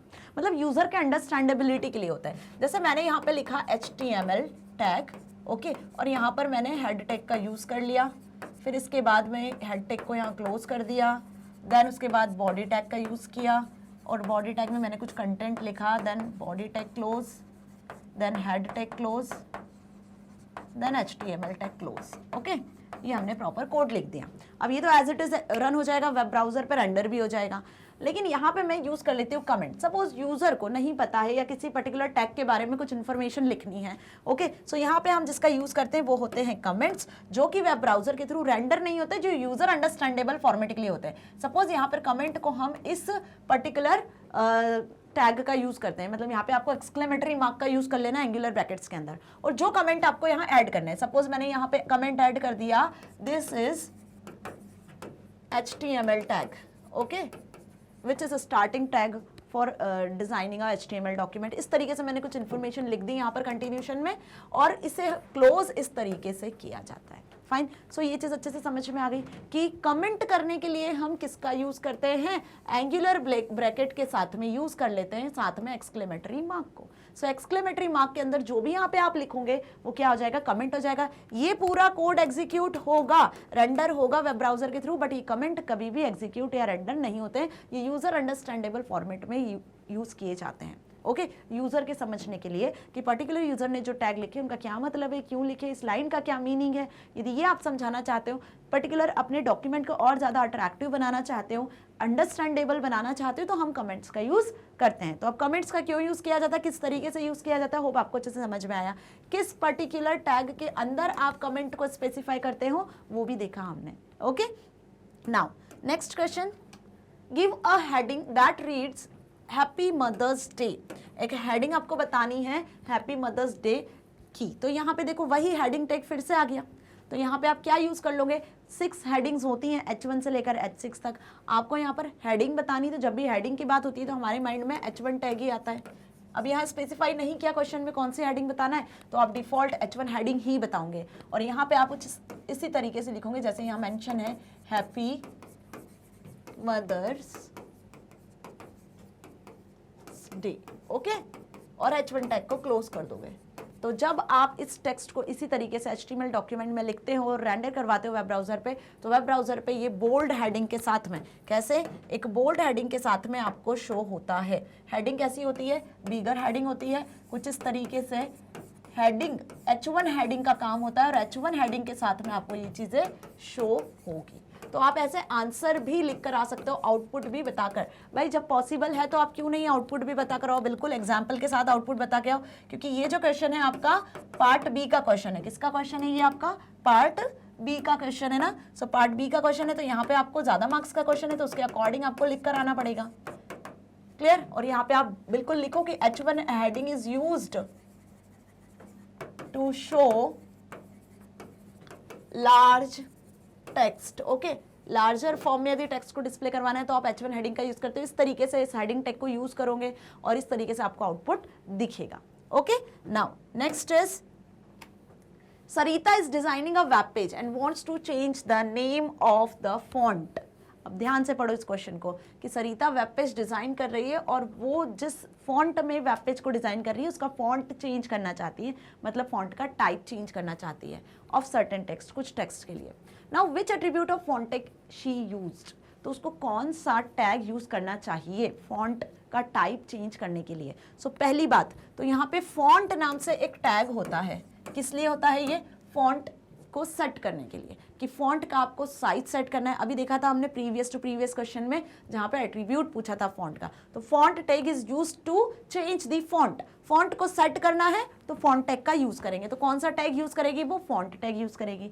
अब फॉन्ट का टाइप चेंज करना है तो यहाँ पे जिस एट्रीब्यूट का वो यूज करेगी वो होगा फेस एट्रीब्यूट। फेस एट्रीब्यूट में जिस भी टेक्स्ट का उसे पर्टिकुलर चेंज करना है, suppose times new Roman set करना है जिस भी स्टाइल में, तो यहाँ पे उसका नाम लिख देना है, टाइम्स न्यू रोमन में सेट करना है, देन क्लोज करना है और यहाँ पे उस पर्टिकुलर टेक्स्ट को लिख देना है जिसका टाइम्स न्यू रोमन में उसे चेंज करना है। ओके, नाउ फॉन्ट टैग को क्लोज कर देना है। तो जो भी टेक्स्ट यहाँ मेंशन होगा वो पर्टिकुलर टाइम्स न्यू रोमन में कन्वर्ट हो जाएगा। तो कौन सा टैग का यूज किया उसने? फॉन्ट टैग का यूज किया। और फॉन्ट टैग के कौन सा एट्रीब्यूट का? फेस एट्रीब्यूट का, नॉट टाइप। बोला था मैंने, पूछा जाता है ये क्वेश्चन अलग अलग तरीके से। ऐसी बॉडी टैग का बीजी कलर बैकग्राउंड वो भी पूछा जाता है अलग अलग तरीके से, ठीक है। सो हमेशा ध्यान रखना। इमेज टैग का एसआरसी ऑल्ट एट्रीब्यूट पूछा जाता है। ये तो बिल्कुल अच्छे से याद कर लो, 100%। हर स्कूल के पेपर में आपको ये दिखेंगे टैग्स, क्योंकि ये इंपॉर्टेंट टैग्स हैं, इनके एट्रीब्यूट्स इंपॉर्टेंट है। फाइन, और आपके बोर्ड एग्जाम में भी जरूर पूछे जाएंगे, confirm. Now next is Question number 22. Create a web page showing a few safety rules on the road using ordered list. अब देखो यहाँ पे आपको क्या क्रिएट करना है इस क्वेश्चन में? Ordered list. पढ़ चुके हैं हम ऑर्डर्ड लिस्ट किस टैग की मदद से क्रिएट करते हैं? ऑर्डर्ड लिस्ट ओएल टैग की मदद से। अब क्या लिस्ट क्रिएट करनी है? रोड के सेफ्टी रूल्स के बारे में एक लिस्ट बनाई हुई है। यहाँ पर ध्यान से देखो। फर्स्ट है walk on the left side of the road, second walk on the footpaths, third cross roads at the zebra crossings. Okay, so ये 3 पॉइंट आपको एक लिस्ट के फॉर्म में क्रिएट करने हैं। उसके लिए हम जिस टैग का यूज करते हैं वो होता है OL टैग। ओके, और OL टैग में जिस टैग का यूज किया जाता है, इस तरीके से लिख लूं मैं यहाँ से इसको थोड़ा सा। Okay, OL tag. अब OL टैग के अंदर हम जिस टैग का यूज करते हैं वो होता है LI टैग। LI टैग मतलब आप लिस्ट क्रिएट कर रहे हो। ओके, अब लिस्ट आपकी ऑर्डर्ड लिस्ट है, क्योंकि यहाँ देखो 1 2 3 दिख रहा है आपको, तो ऑर्डर्ड लिस्ट डिफॉल्ट 1 2 3 से ही क्रिएट होती है। यदि रोमन नंबर से होती है, अल्फाबेट से होती है, तो हम यहाँ पे OL टैग के एट्रीब्यूट्स को यूज कर लेते हैं। ओके, अब लिस्ट में सबसे पहला आइटम आपको क्या लिखना है यहाँ पर? ये पूरा, कि walk on the left side of the road, ये हमने लिख लिया यहाँ पर, walk on the left side of the road. Okay, now LI tag को आपको क्या कर देना है? यहाँ पर क्लोज कर देना है। ठीक, नेक्स्ट आइटम लिखते हैं LI टैग में, walk on footpaths. So walk on the footpaths. Okay, now LI tag को अगेन हमने क्या कर लिया? यहाँ क्लोज कर दिया। सिमिलरली थर्ड लिस्ट का आइटम क्रिएट कर लिया, cross roads at the zebra crossing, cross roads at the zebra crossing, then LI tag again close कर दिया। ठीक है, ये पूरा कंप्लीट लिखना आप। नाउ OL टैग को क्लोज कर दिया। सो OL टैग यहाँ स्टार्ट किया, यहाँ एंड किया। इसमें 3 आइटम्स हमने क्रिएट कर लिए बाय यूजिंग LI टैग। बस ये लिख कर आ जाना है टेक्स्ट आपको, और इसका आउटपुट कुछ इस तरीके से शो हो जाएगा। क्यों? क्योंकि यहाँ पे डिफॉल्ट लिस्ट क्रिएट की है 1 2 3 से, तो कोई एट्रीब्यूट OL टैग का यूज करने की जरूरत नहीं है। बट ये ध्यान रखना है कि चाहे आप OL टैग यूज करो, UL टैग यूज करो, लिस्ट के जो आइटम्स क्रिएट करने हैं उसके लिए हम LI मतलब लिस्ट के आइटम्स, लिस्ट आइटम को क्रिएट करने के लिए हम LI टैग का यूज करते हैं। तो कुछ इस तरीके से इसका आंसर होगा। Okay, now write the HTML code to design the web page which shown below. अब यहाँ पे कुछ कंडीशंस दी हुई हैं। ओके, ये कुछ स्पेसिफिकेशंस दी हुई हैं, इनको ध्यान से पढ़ लेते हैं हम, फिर हम देखते हैं वेब पेज कैसा है। या पहले वेब पेज देख लेते हैं। इस तरीके का वेब पेज आपको क्रिएट करना है, इसके लिए आपको HTML कोड लिखना है। ध्यान से देखो, वेब पेज का कलर जो है वो येलो है। ये आपका हेडिंग है, आर कंट्री इंडिया। यहाँ पे आपको एक इमेज शो हो रही है पेज के सेंटर में। India is spread over a large geographical area, ये एक पैराग्राफ लिखा हुआ है। इट इज द 7th, 7 के ऊपर जो TH लिखा है 7th है ना, यहाँ पर भी कोई टैग हम यूज करेंगे। Largest country like this and second again largest country in the world, इस तरीके से एक पैराग्राफ है। उसके बाद फिर यहाँ पर एक लिस्ट क्रिएट की हुई है जो कि बुलेटेड लिस्ट है। सो इतना क्लियर हो गया कि ये वेब पेज कैसा डिजाइन है। अब इसके स्पेसिफिकेशंस देख लो। पहला specification, background colour of web page should be yellow. देखा अभी हमने कि बैकग्राउंड कलर येलो करना है। तो जब आपको बैकग्राउंड कलर येलो सेट करना है तो उसके लिए हम जिस टैग का यूज करेंगे वो टैग होगा आपका बॉडी टैग। बॉडी में बैकग्राउंड कलर सेट करना है तो एट्रीब्यूट यूज हो जाएगा आपका BG कलर। ओके, आगे बढ़ते हैं। Heading our country should be in heading level 1, जो आर कंट्री ऊपर हेडिंग थी वो हेडिंग लेवल 1, जिसके लिए H1 टैग का यूज करेंगे। The image named india.jpg should be placed in the centre. तो पहली बात तो इमेज लगाना है और वो भी सेंटर में लगाना है, और इमेज का पाथ ये है। तो इमेज हमेशा लगाने के लिए हम img टैग यूज करते हैं। कहाँ से इमेज लेना है उसके लिए सोर्स स्पेसिफाई करना है, तो src एट्रीब्यूट में इमेज का पाथ लिख देंगे, india.jpg इमेज है। अब ये इमेज सेंटर में होना चाहिए, तो अलाइन एट्रीब्यूट की मदद से आप यहाँ पर सेंटर भी सेट कर दोगे। तो ये यूज करने से क्या हो गया, अलाइनमेंट सेंटर में आ गई। Formatting style of paragraph font size equals to 5। अब जो फॉर्मेटिंग स्टाइल है वो भी सेट करनी है हमें। जो पैराग्राफ लिखा हुआ है तो पैराग्राफ के लिए तो पहले पी टैग यूज कर लेंगे। अब पी टैग में आपको फॉन्ट टैग यूज कर लेना है, क्योंकि आपको फॉन्ट भी सेट करना है। फॉन्ट का फेस सेट करना है, फॉन्ट का कलर सेट करना है। फॉन्ट आपको टाइम्स न्यू रोमन रखना है और रेड रखना है कलर, ओके। और साइज जो होंगे फॉन्ट के वो भी 5। तो तीनों एट्रीब्यूट्स आपको यहाँ पे लिख लेने हैं, यूज कर लेने हैं। नाउ नेक्स्ट पढ़ो, superscript that is SUP tag को यूज करना है, subscript that is SUB tag को यूज करना है, should be used where it required. तो हमने देखा था 7th और 2nd लिखा था कुछ इस तरीके से, 7th एंड 2nd। तो इसके लिए आपको क्या लगाना पड़ेगा, यहाँ पे आपको लगाना पड़ेगा क्या, SUP सुपर स्क्रिप्ट टैग। कौन सा, SUP सुपर स्क्रिप्ट टैग, जिसमें पावर्स जनरली जो आप लिखते हो ना वो इस तरीके से शो होती है। तो कौन सा टैग यूज करेंगे हम, SUP tag. Fact should be written in unordered list. Last में हमने देखा था एक अनऑर्डर्ड लिस्ट क्रिएट थी, जिसके लिए आप यूएल टैग का यूज करोगे। डिफॉल्ट जो लिस्ट होगी वो बुलेटेड ही शो होगी, और क्योंकि बुलेटेड ही थी वहां पर, तो कितने टैग यूज हो रहे हैं इस स्पेसिफिकेशन के अकॉर्डिंग हमने देख लिया। अब क्रिएट करते हैं हम इसी के अकॉर्डिंग वेब पेज का कोड, ओके, कि HTML कोड किस तरीके से आप लिखोगे इसको क्रिएट करने के लिए। यहीं पर मैं इसके साइड में कोड लिख रही हूँ ताकि आपको एक एक चीज ना क्लियर होती जाए साथ में। फाइन, देखो सबसे पहले तो आपको क्या स्टार्ट कर लेना है, HTML टैग स्टार्ट कर लेना है। अब यहाँ पर इस HTML का कोई भी हेडिंग नहीं है, कोई टाइटल नहीं दिया हुआ है ना, तो आप हेड टैग स्किप भी कर दो, दैट्स ओके। बट क्योंकि फॉर्मेट है तो फॉर्मेट के अकॉर्डिंग आप हेड टैग का यूज कर लेना। यहाँ पर टाइटल टैग भी आ जाएगा बीच में, ओके। नाउ नेक्स्ट देखो, अब क्या लिखा हुआ, ये चीज नहीं लिखना, ये मैंने टाइटल के लिए बताई है। फाइन, इसके बाद आ जाओ आप बॉडी टैग पर, जो काम का टैग है। बॉडी टैग में हमें क्या स्पेसिफाई करना है, वेब पेज का कलर। तो कलर जब आपको स्पेसिफाई करना है बॉडी टैग में, तो हम किस एट्रीब्यूट का यूज करेंगे यहाँ पर, BG कलर का। BG colour is equals to yellow. क्या सेट करा आपने, BG कलर येलो सेट कर दिया। फाइन, सो क्या हो गया, इससे आपका वेब पेज का कलर हो जाएगा येलो। क्लियर, आगे बढ़ो। अब यहाँ पे आपको बोला है आर कंट्री इंडिया, ये हेडिंग है, तो हेडिंग सेट करना है, तो हमने यहाँ पे यूज कर लिया H1 टैग। और H1 टैग में आप लिख रहे हो जिस भी हेडिंग का नाम वो लिखना पड़ेगा आपको। तो हमने क्या लिख लिया है यहाँ पर, आर कंट्री कॉलन इंडिया जैसे मेंशन है। और हेडिंग टैग को क्या कर दिया यहाँ पर हमने, क्लोज कर दिया। हेडिंग टैग को देन क्लोज कर दिया H1 टैग को। यही बोला था कि H1 टैग में ही यूज करना है। आगे आ जाओ नीचे, इमेज आपको प्लेस करवानी है। अब तो इस इमेज को प्लेस करवाना है, तो उसके लिए हमने यहाँ पर यूज कर लिया IMG टैग। IMG टैग में सोर्स स्पेसिफाई कर दिया। तो सोर्स क्या स्पेसिफाई करोगे आप IMG टैग में, इसको रेड से लिख लें ताकि आपको एट्रीब्यूट्स अलग से समझ में आ जाएंगे।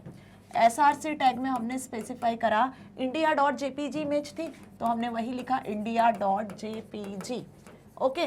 फिर उसके बाद में ये सेंटर में शो होगी, तो अलाइन इक्वल्स टू हमने सेट कर दिया सेंटर। और तो कोई स्पेसिफिकेशन नहीं थी ना, देख लें, और कुछ स्पेसिफिकेशन तो नहीं था इमेज से related, okay. Placed in centre यही लिखना था बस। तो हमने इमेज को सेंटर में अलाइन कर दिया, ओके। नाउ ये इमेज टेक क्लोज। अब इमेज आपकी सेंटर में शो हो जाएगी और india.jpg की इमेज भी दिख जाएगी। क्लियर, आप चाहो तो इसके बाद लाइन ब्रेक का BR टैग का भी यूज कर ले सकते हो, क्योंकि नीचे आपको शो होगी, तो यहाँ पर आप BR टैग भी यूज कर लो कि हेडिंग के जस्ट बिलो आपको शो होना चाहिए सेंटर में। फाइन, इसके बाद आप कुछ दिख रहा है यहाँ पर क्या, एक पैराग्राफ। तो अब इस पैराग्राफ के लिए मैं यहीं पर लिख रही हूँ कि आपने यूज कर लिया P टैग। आफ्टर दैट आपने क्या यूज किया, P टैग। अब पैराग्राफ का भी हमने एक चीज देखी थी, क्या देखी थी कि पैराग्राफ की जो फॉर्मेटिंग है, फॉन्ट साइज 5 होना चाहिए, font face times new Roman होना चाहिए, कलर रेड होना चाहिए, ओके। तो पैराग्राफ के अंदर आपने यूज कर लिया फॉन्ट। फॉन्ट का फेस एट्रीब्यूट यूज करोगे, क्या यूज करोगे, फॉन्ट का फेस एट्रीब्यूट। तो फॉन्ट का फेस एट्रीब्यूट यूज करा, जिसमें हमने स्पेसिफाई किया टाइम्स न्यू रोमन, ओके। और साथ ही हमने क्या स्पेसिफाई किया, फॉन्ट के फेस के बाद में फॉन्ट का colour is equals to red. Colour red करने के बाद में आपको एक और एट्रीब्यूट स्पेसिफाई करना है यहाँ पर फॉन्ट का साइज। तो पैराग्राफ में जो फॉन्ट होंगे वो 5 साइज के होंगे। ओके, सो ये आपने फॉन्ट टैग स्पेसिफाई करा और अब आप लिखना शुरू करोगे पूरा पैराग्राफ। जब आप पूरा पैराग्राफ लिख दिया आपने ये, और जब आप इस लाइन पर आ गए, कहाँ पर, इस 7th लाइन पर, तो यहाँ पर जब आप आओगे तो आप क्या लगाओगे यहाँ पर, सुपर स्क्रिप्ट टैग। कैसे लगाओगे, देखो कुछ इस तरीके से। सुपर स्क्रिप्ट टैग कैसे यूज करोगे, सपोज आपने लिखा 7, तो 7 के बाद आपको यहाँ पे यूज कर लेना है सुपर स्क्रिप्ट टैग, और इस टैग में आपको लिखना है TH और फिर क्लोज कर देना है सुपर स्क्रिप्ट टैग को। तो इसकी मदद से क्या होगा, 7th इस तरीके से शो होगा। फिर आपने कंटिन्यूशन में पूरा पैराग्राफ लिखा, जब आप आ गए यहाँ पर 2nd पे, तो फिर आपने यूज कर लेना है यहाँ पे अगेन सुपर स्क्रिप्ट टैग, और इसमें आपको लिख देना है ND और फिर सुपर स्क्रिप्ट टैग को क्लोज कर देना है। तो ये TH और ND है ना, जो ये ऊपर शो हो रहा है आपको पावर के फॉर्म में। सुपर स्क्रिप्ट नॉर्मल कैरेक्टर को ऊपर शो करता है, जो नॉर्मल सीक्वेंस होता है उसके अकॉर्डिंग पावर में, और सब स्क्रिप्ट जो होता है वो बिलो शो होता है। जैसे केमिस्ट्री में आपने H2O CO2 पढ़ा है ना, उसमें 2 नीचे शो होता है ना, बिल्कुल। तो यदि आपको कैरेक्टर के बिलो में शो करवाना है तो हम सब स्क्रिप्ट का यूज करते हैं, और ऊपर शो करवाना है पावर में तो सुपर स्क्रिप्ट का यूज करते हैं। याद रखना, सुपर ऊपर, ऐसे याद रखोगे तो याद रहेगा। फिर आपने कंटिन्यूशन में पूरा पैराग्राफ लिख दिया। एट द एंड आपने क्या क्लोज कर दिया, यहाँ पर आपने क्लोज कर दिया फॉन्ट टैग को, ठीक है, और फिर आपने क्लोज कर दिया पैराग्राफ टैग को। तो ये क्लोज हो गया। कोड समझ में आ रहा है ना, बिल्कुल इसी के साथ समझा रही हूँ ताकि आपको ये चीज क्लियर हो सके। नेक्स्ट क्या क्रिएट करना है, अनऑर्डर्ड लिस्ट। तो अनऑर्डर्ड लिस्ट जब आपको क्रिएट करनी है, तो अनऑर्डर्ड लिस्ट को क्रिएट करने के लिए देखो अलग कलर का यूज कर रही हूँ, यूएल टैग का यूज कर लेना। यूएल टैग में हर एक लिस्ट के पहले आपको क्या लिख लेना है, एलआई टैग को स्टार्ट करना है, एलआई टैग को क्लोज करना है। एलआई टैग को स्टार्ट करना है और एलआई टैग आपको यहाँ पे क्लोज कर देना है। अगेन एलआई टैग स्टार्ट किया और एलआई टैग क्लोज कर दिया, तो उससे क्या हुआ, ये एक लिस्ट क्रिएट हो गई। Then at last UL tag हमने क्लोज कर दिया। ये हो गया आपका पूरा कोड। और इसके बाद में क्या हो जाने वाला है, आपका बॉडी टैग क्लोज हो जाएगा, then HTML HTML tag close हो जाएगा। फाइन, ये हो गया पूरा कोड। सो हमने सारी स्पेसिफिकेशन को ध्यान में रखा जो स्पेसिफिकेशन हमें गिवन थे। इसको आप लिख सकते हो प्रॉपर इसी तरीके से। आपको पैराग्राफ लिखना है, कहाँ कहाँ किस एट्रीब्यूट का यूज करा है, रेड कलर से पूरा एट्रीब्यूट शो हो रहा है, टैग्स ब्लैक कलर से मैंने मेंशन किए हुए हैं, यूएल टैग जो है वो मैंने ब्लू कलर से मेंशन किया है। तो होप आपको अच्छे से क्लियर हो गया कि किस तरीके से कोड लिखकर आना है। ठीक है, नाउ क्लियर हुआ ये क्वेश्चन। ऐसे क्वेश्चन एग्जाम में जरूर आएंगे। ओके, सैंपल पेपर देखा है, सैंपल पेपर में पूछे इस तरीके के क्वेश्चन अलग अलग तरीके से।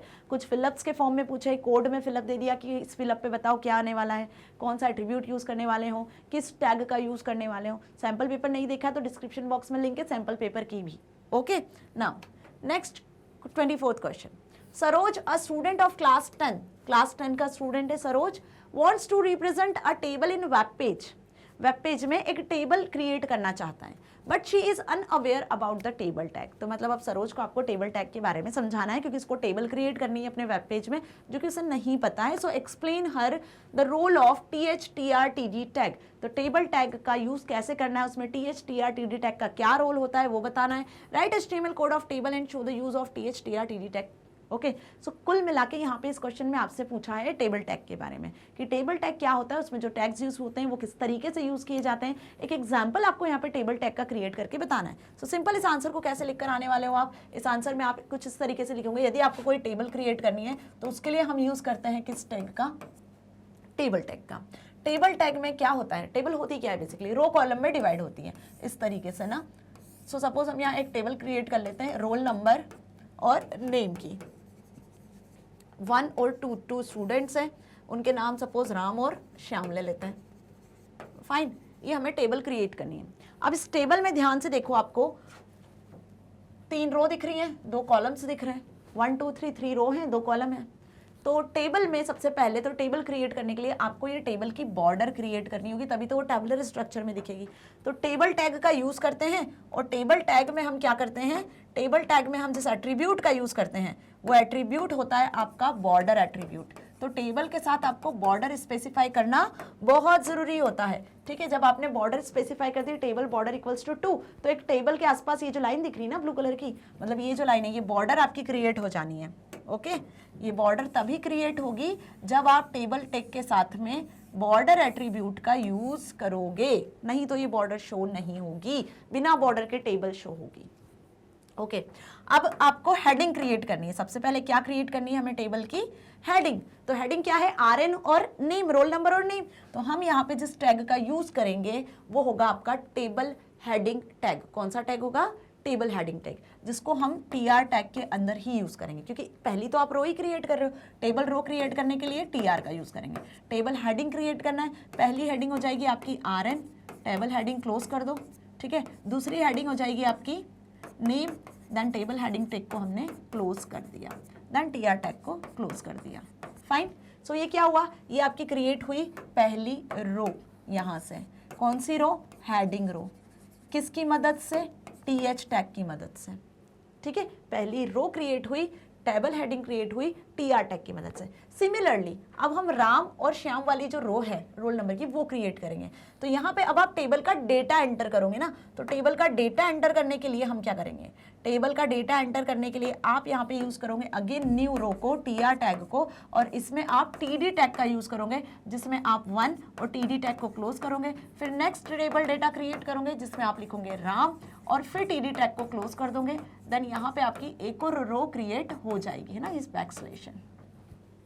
सो ये हो गई आपकी नेक्स्ट रो। सिमिलरली इसी तरीके से नेक्स्ट रो आप क्रिएट कर लो, किसके लिए, श्याम के लिए। सेकंड रोल नंबर आपने लिखा, ओके, TD टैग लगाया, फिर उसमें आपने श्याम मेंशन कर दिया, देन आपने TD टैग क्लोज कर दिया। सिमिलरली इसी तरीके से TR टैग को भी क्लोज कर दिया। ओके, सो यहाँ देखो अब ये आपकी हो गई सेकंड रो, TR रो, और थर्ड रो क्रिएट हो गई जिसमें हमने TD टैग का यूज किया है। TD tag for table data, ये टेबल डेटा है आपका, है ना, और ये आपकी टेबल की हेडिंग है जिसके लिए TH टैग का यूज किया था, और टेबल रो के लिए हमने इस तरीके से यूज किया। बाकी ध्यान रखना है कि जितनी भी रो है उनके लिए आपको TR टैग का यूज करना ही है। तो 3 बार TR टैग का यूज किया क्योंकि 3 रो है। टेबल डेटा से कॉलम्स क्रिएट होते हैं, टेबल हेडिंग से, TH से टेबल की हेडिंग क्रिएट होती है। एट लास्ट आपको क्या कर देना है, एट लास्ट आपको यहाँ पे टेबल वाला टैग क्लोज कर देना है, ठीक है, टेबल टैग क्लोज कर दिया। सो इससे क्या होगा, एक टेबल क्रिएट हो जाएगी। कोड समझ में आ गया, टेबल समझ में आ गई, बिल्कुल इसी तरीके से टेबल आपको शो होगी। तो टेबल का बॉर्डर एट्रीब्यूट ध्यान रखो, तभी बॉर्डर विजिबल होगी। हेडिंग क्रिएट करना है तो TH टैग यूज कर लेना है, टेबल में डेटा क्रिएट करना है तो TD टैग यूज कर लेना है। बाकी रो तो होती है तो TR टैग के अंदर ही आपको TH और TD टैग को यूज करना है। सो ये अच्छे से क्लियर, फाइन, ओके। क्या लिख कर आना है, समझ में आ गया। Now next 25th question, Shalini a web designer wants to create a web page to display a list.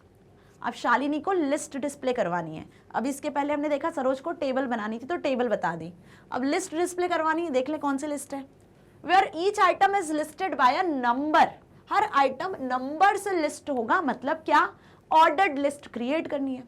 Which type of list she should use, obvious number से लिस्ट क्रिएट करवानी है तो कौन सा टाइप यूज होगा, ऑर्डर्ड लिस्ट क्रिएट होगी। तो पहले ही हमें समझ में आ गया कि नंबर्ड लिस्ट क्रिएट करवानी है, then we use ordered list. Explain the role of start and type attribute. तो अब ऑर्डर्ड लिस्ट के लिए जिस टैग का यूज करेंगे हम OL टैग का यूज करेंगे, ठीक है। अब यहां पर आपको स्टार्ट और टाइप दो एट्रीब्यूट को एक्सप्लेन करना है, जो कि प्रीवियस टू प्रीवियस क्वेश्चन में हमने देखा था OL टैग के दो एट्रीब्यूट। तो यहाँ पे स्टार्ट और टाइप एट्रीब्यूट का क्या रोल है, वो सबसे पहले एक एग्जाम्पल से ही समझ लें। यही एग्जाम्पल के फॉर्म में ही आपको लिखकर भी आना है आंसर। आपने OL टैग का यूज किया। स्टार्ट का मतलब क्या होता है कि किस नंबर से लिस्ट को स्टार्ट करना है। सपोज 10 से स्टार्ट करना है तो हमने स्टार्ट में 10 मेंशन कर दिया।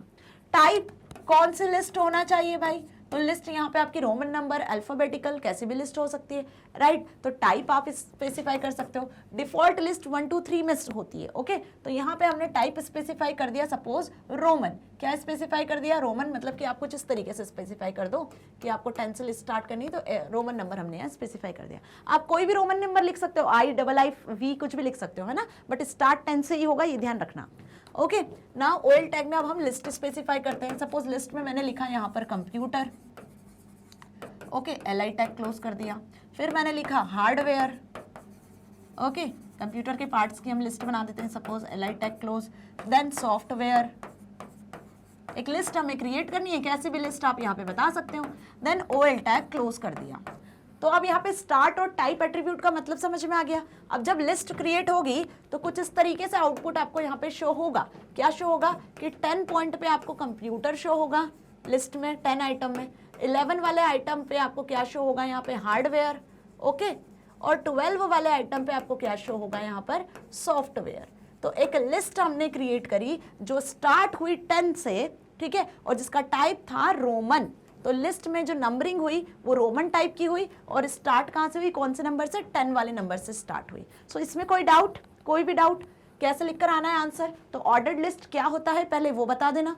जिस टैग का यूज किया जाता है ओएल टैग का यूज किया जाता है। स्टार्ट और टाइप एट्रीब्यूट कैसे यूज किए जा रहे हैं वो हमने एक्सप्लेन करके बता दिया, example and with its output. So hope अब अच्छे से क्लियर हुआ कि इस आंसर को कैसे लिख कर आओगे, ओके, यदि एग्जाम में आता है तो। नाउ 25th के बाद और वाला क्वेश्चन दिया हुआ है, what is the use of सब एंड सुपरस्क्रिप्ट टैग। अभी क्लियर किया था प्रीवियस क्वेश्चन में कि सबस्क्रिप्ट और सुपरस्क्रिप्ट टैग का क्या मतलब होता है। Explain with the suitable example, बहुत ध्यान से समझना। Explain with the suitable example बोला है तो पहले हम डिस्कस कर लेते हैं किसको, पहले हम डिस्कस कर लेते हैं सबस्क्रिप्ट टैग को। तो सबस्क्रिप्ट एंड सुपरस्क्रिप्ट दोनों कौन से टैग होते हैं, कंटेनर टैग होते हैं, ये ध्यान रखना।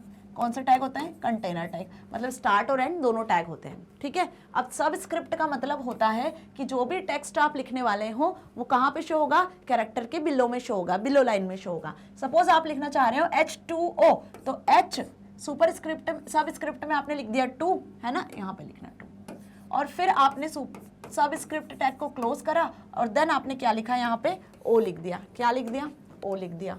तो जब आपने इस तरीके से सबस्क्रिप्ट टैग को यूज कर लिया, ये सबस्क्रिप्ट का एग्जांपल हो गया, है ना, तो आपको आउटपुट क्या शो होगा, आपको आउटपुट कुछ इस तरीके से शो होगा। देखो आपको आउटपुट शो होगा H2O। तो ये जो 2 था, ये 2 कहाँ चला गया, सबस्क्रिप्ट में चला गया। अब हम यूज करते हैं सुपरस्क्रिप्ट। तो सुपरस्क्रिप्ट देखो कैसे यूज करोगे। सुपरस्क्रिप्ट में सपोज हम लिख लेते हैं फर्स्ट, ओके, तो मैंने लिखा 1 और सुपरस्क्रिप्ट टैग लगाया और यहाँ पे ST लिख दिया और सुपरस्क्रिप्ट को क्लोज कर दिया, ओके। सो अब क्या हो जाने वाला है, आउटपुट क्या आपको शो होगा, आउटपुट कुछ इस तरीके से शो होगा। तो आउटपुट आपको 1 लिखा हुआ मिलेगा और इसके टॉप में ऊपर आपको लिखा हुआ मिलेगा ST। तो सुपरस्क्रिप्ट मतलब कैरेक्टर के ऊपर, अबव, कैरेक्टर के अबव कोई चीज आपको पावर में शो करवानी है तो आप ये यूज करते हो। बेसिकली इसका यूज होता है कोई जो आपकी इक्वेशंस होती है ना, जैसे AX² + BX, ठीक है, इस तरीके की x³ + BX² + CX। तो यहाँ पे हम इसका यूज कर लेते हैं सुपरस्क्रिप्ट का, जैसे मैंने यहाँ यूज किया हुआ है। और जो केमिकल फॉर्मूलेज होते हैं आपके, वहां पर हम बेसिकली यूज कर लेते हैं किसका, यहाँ पर हम बेसिकली यूज कर लेते हैं सबस्क्रिप्ट का। सो होप आपको अच्छे से समझ में आया। एग्जाम्पल्स आप अपने अकॉर्डिंग कोई भी लिखकर आ सकते हो, कैसे यूज करना है ये समझ में आना चाहिए। एग्जाम्पल और आउटपुट के साथ में हर चीज को लिखकर आना किसी भी टैग को, यदि ऐसा क्वेश्चन आता है तो। सो क्लियर हो गए ना सारे क्वेश्चन के आंसर्स जो मैंने अभी अच्छे से एक्सप्लेन किए। किसी भी क्वेश्चन में यदि डाउट हो तो कमेंट सेक्शन में लिखना, डाउट 100% आपका सॉल्व होगा, ओके। सो यहाँ पे फिनिश हुआ ये mid term question paper solution, जिसमें हर एक क्वेश्चन को डिटेल में आंसर के साथ मैंने एक्सप्लेन किया है। समझ में आया है, अच्छा लगा है तो यूट्यूब पे तो अवेलेबल है ही, साथ ही आप इसे एक्सेस कर सकते हो वेबसाइट magnetbrains.com से भी, साथ ही मोबाइल ऐप पे भी अवेलेबल है। प्ले स्टोर से आप मैग्नेट ब्रेन्स का मोबाइल ऐप डाउनलोड करो, वहाँ से आपको सारे वीडियो लेक्चर्स मिल जाएंगे बिल्कुल 100% फ्री। मैग्नेट ब्रेन्स ना सिर्फ कैट 12 आपको CBSE NTSE olympiad CET IIT JEE NEET UP Bihar board, spoken English, bank insurance, RRB SSC UPSC जैप कैप जैसे कॉम्पिटिटिव एग्जाम्स की भी प्रिपरेशन कराता है बिल्कुल 100% free with high quality education. तो कहीं किसी प्लेटफॉर्म पे जाने की ज़रूरत नहीं है। यदि कोई लेटेस्ट अपडेट या न्यूज़ चाहिए तो आप फेसबुक, इंस्टा, ट्विटर हमारे अकाउंट से भी जुड़ सकते हो, वहाँ से भी आप इन्फॉर्मेशन को एक्सेस कर सकते हो।